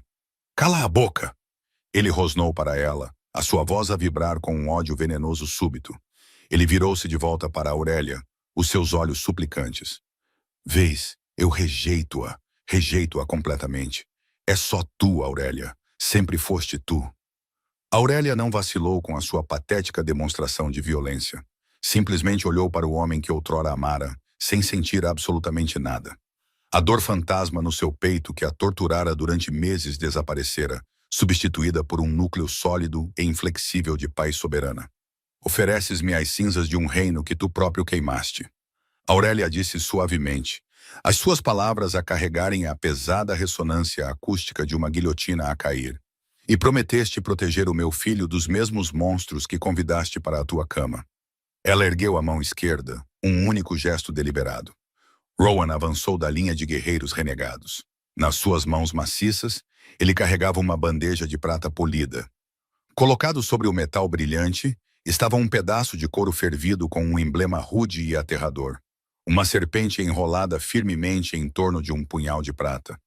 Ao lado, jazia um pedaço de pergaminho dobrado, o seu selo de cera escura intacto, a irradiar uma aura nauseante e malévola de magia negra. O capitão da guarda de Silverwood, posicionado a poucos passos atrás do rei ajoelhado, de repente enrijeceu. A cor drenou completamente do rosto do guerreiro veterano. Ele reconheceu a marca do mercenário imediatamente. Era a marca do sindicato criminoso mais profundo e corrupto que operava no submundo da capital. O que é isto? Valério sussurrou, os seus olhos encovados a mudarem de Aurélia para a bandeja de prata. Esta é a realidade da mulher que elevaste a minha igual. Aurélia declarou, a sua voz a ressoar para que cada membro do aterrorizado conselho político pudesse ouvir a verdade absoluta. Ela apontou para o pergaminho escuro e selado. Um selo de sangue arcaico, uma dose altamente concentrada de beladona e prata em pó suspensa perfeitamente na cera. Projetado para matar ao contacto. Um suspiro coletivo e horrorizado percorreu a elite de Silverwood. Aurélia contornou o rei ajoelhado, os seus olhos cinzentos como vidro de tempestade a fixarem-se na figura trêmula e encharcada de lama da amante. Há 2 horas, um assassino invadiu este bosque sagrado. Ele trouxe este presente, pago com ouro real dos teus próprios cofres internos. Ela sabia que o teu reino estava a morrer, Valérios. Sabia que estavas a perder o controle do trono. E quando ouviu os rumores de que eu carregava o verdadeiro herdeiro do reino, ela enviou um mercenário para garantir que o coração do meu filho parasse de bater antes mesmo de ele respirar. Valérios parou de respirar. O mundo inteiro pareceu inclinar-se sobre o seu eixo. Ele olhou para a carta envenenada, sentindo a intenção escura e letal a irradiar da cera, e depois virou lentamente a cabeça para olhar para Cíntia. A falsa consorte estava a arrastar-se para trás na lama, a abanar a cabeça freneticamente. Mentiras! Ela gritou, a sua voz estridente e a quebrar-se. Ela está a incriminar-me. Eu nunca saí da capital. Valérios, tens de acreditar em mim. É um truque da sua magia da terra. O corpo do assassino está atualmente congelado numa jaula de gelo sólido a 1 milha daqui, resmungou Rowan, a sua voz baixando para um ronronar letal e cheio de promessas. Ele puxou para trás o colarinho da sua camisa de linho, expondo as horríveis queimaduras frescas e enegrecidas na sua clavícula, causadas pela rede de prata rúnica que ele acionou numa armadilha de acônito antes de tentar empurrar essa carta contra a garganta dela. Se duvidas da palavra da soberana, convido-te a examinar o cadáver. Ou posso forçar a falsa consorte a quebrar o selo de cera ela mesma, agora mesmo, e podemos todos ver quão rapidamente o seu coração para. Cíntia tapou a boca com as mãos, um soluço aterrorizado a escapar dos seus lábios, enquanto ela se afastava violentamente da bandeja de prata. O seu puro terror animalesco à vista da cera escura foi a única confissão de que o conselho precisava. Valérius olhou para a mulher pela qual destruíra toda a sua vida. O peso ruinoso das suas próprias decisões abateu-se sobre ele sob a luz fria e inflexível do dia. Ele sacrificara a bênção divina da soberana lunar, matara o seu povo à fome e estilhaçara a sua própria alma por uma rata manipuladora e cobarde que tentara assassinar o seu filho por nascer. Um rugido primal e arrepiante de pura agonia rasgou a garganta do rei Alfa. Ele lançou-se pela lama, as suas mãos blindadas a fecharem-se em torno da garganta de Cíntia, antes que os guardas pudessem sequer vacilar. Ele prendeu-a na lama gelada, os seus olhos cinzentos como a tempestade completamente vazios de sanidade, consumidos pela realização catastrófica absoluta da sua própria ruína. Traição! Berrou o capitão da guarda, desembainhando a sua espada larga, enquanto os restantes membros do conselho gritavam em puro pânico, ordenando aos guardas reais que segurassem a amante a gritar antes que o rei lhe partisse o pescoço numa fúria cega. Foram precisos 4 guerreiros de elite para arrancar Valérius dela, arrastando a histérica e a debater-se Cíntia para as carruagens para aguardar execução por alta traição. Valérius desabou de volta na lama, o seu peito a arfar, o seu rosto enterrado nas suas mãos sujas. Ele chorava abertamente, uma casca quebrada e patética de um monarca. Aurélia, soluçou ele, alcançando cegamente a bainha do seu vestido cor de baga. Por favor, eu estava cego. Fui envenenado pelo meu orgulho. Eu fiz justiça. A ameaça desapareceu. Passarei o resto da minha vida a rastejar aos teus pés para ganhar o teu perdão. Não sou nada sem ti. A alcateia não é nada sem ti. Tu és a minha verdadeira companheira. Aurélia recuou, puxando o tecido do seu vestido suavemente para fora do seu alcance desesperado. Ela olhou para o homem quebrado na lama. Não sentiu pena. Não sentiu triunfo na sua dor. Sentiu apenas a certeza profunda e inabalável da sua própria liberdade. A cerimônia de união deveria ser o início de tudo, disse Aurélia suavemente, a sua voz a ecoar pela clareira silenciosa e sem fôlego. Mas o fio dourado desapareceu, Valérius. Eu rompi-o no momento em que cortei o meu cabelo. Não há mais nada para tu reclamares. Eu sou o teu alfa, ele gritou, um suspiro patético e moribundo da sua antiga autoridade. Tu és o governante de um cemitério. Aurélia corrigiu, a sua coluna impecavelmente direita. Eu construí o meu próprio reino na neve. A minha magia pertence à terra. O meu filho pertence às terras distantes, e o meu coração pertence inteiramente a mim mesma. Ela estendeu a mão, colocando-a suavemente no braço pesadamente enfaixado de Rowan. O maciço alfa renegado inclinou-se ligeiramente para o seu toque, os seus olhos de ouro derretido completamente suaves, enquanto olhava para ela. Não usada, não possuída. Escolhida. Aurélia afirmou, virando o seu olhar de volta para o rei uma última vez. Leva a tua procissão moribunda e deixa a minha floresta. Se um único soldado de Silverwood voltar a cruzar a linha da fronteira, a terra os engolirá inteiros. Esse é o decreto da soberana das terras selvagens do norte. Valérius Silverwood olhou para ela.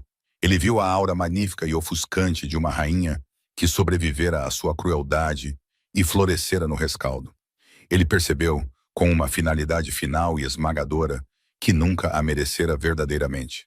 Ele subira ao trono acreditando ser um deus, mas ela era a terra que o sustentava, e ela simplesmente seguira em frente. Aurélia não esperou para ver os guardas reais arrastarem o seu rei a chorar de volta para o seu cavalo emaciado. Não ficou para ver a procissão dar meia volta em desgraça absoluta. Simplesmente virou as costas ao reino de Silverwood para sempre. Com Rowan a acompanhar o seu passo, a sua estrutura maciça a atuar como um escudo inquebrável contra o passado moribundo, ela voltou para o calor da cabana de troncos central. Os grossos portais de madeira fecharam-se atrás deles, isolando o frio, a traição e os fantasmas de um vínculo quebrado de uma vez por todas. A primavera chegou às terras distantes com uma explosão brilhante e explosiva de cor. As neves profundas derreteram, revelando um vale coberto de fetos esmeraldas selvagens, flores da lua em flor e o cheiro fresco e limpo de pinho fresco. Dentro da maciça cabana de troncos, as peles pesadas foram puxadas para trás para deixar a luz quente do sol entrar pelo chão de madeira polida. Aurélia sentava-se numa confortável cadeira de balanço esculpida em madeira de ferro lisa, banhada pela luz dourada da tarde. Aninhado suavemente contra o seu peito, envolto num cobertor de lã macia, estava um bebê saudável e a dormir tranquilamente. Ele possuía um tufo espesso de cabelo branco prateado, exatamente como o da sua mãe. E quando abria os olhos, eram da cor de uma tempestade clara e sem nuvens. Mas ele nunca conheceria a pedra fria da grande catedral. Nunca conheceria o peso sufocante de um império arrogante. Passos pesados e silenciosos aproximaram-se por trás da cadeira. Rowan ajoelhou-se ao seu lado, a sua mão maciça e marcada a estender-se com uma delicadeza requintada para afastar um caracol perdido da testa do bebê a dormir. A criança soltou um suspiro suave e contente, encostando instintivamente a sua pequena bochecha no polegar calejado do alfa renegado. Algumas feridas só podiam ser curadas com devoção absoluta. Rowan construíra este santuário com as suas próprias mãos, protegendo-os da escuridão até que a luz voltasse. Ele não estava ligado a eles por uma maldição biológica ou um tratado político. Estava ligado a eles por escolha. Aurelia encostou a cabeça no ombro largo de Rowan, fechando os olhos enquanto o cheiro de fumo de madeira e cedro a envolvia. Ela afastara-se uma vez, acreditando-se indigna perante a crueldade de um reino. Nunca mais se afastaria. Ela era a soberana do seu próprio destino, e estava finalmente em casa. Obrigado por caminharem comigo através da escuridão até o fim. A Luna que aceitou a humilhação pública, o rei que aprendeu a rastejar na terra e a força silenciosa que se provou mais poderosa do que qualquer coroa. Se gostaram desta jornada de retribuição e cura, digam-me nos comentários abaixo. De onde vocês estão a ouvir esta noite? O rei rastejou o suficiente para a vossa satisfação? Ou safou-se com demasiada facilidade? Os vossos pensamentos significam mais do que imaginam. Subscrevam para se juntarem ao nosso santuário para mais histórias de companheiros verdadeiros, dignidade inquebrável e devoção absoluta. Até a próxima, fiquem em segurança e lembrem-se do vosso valor.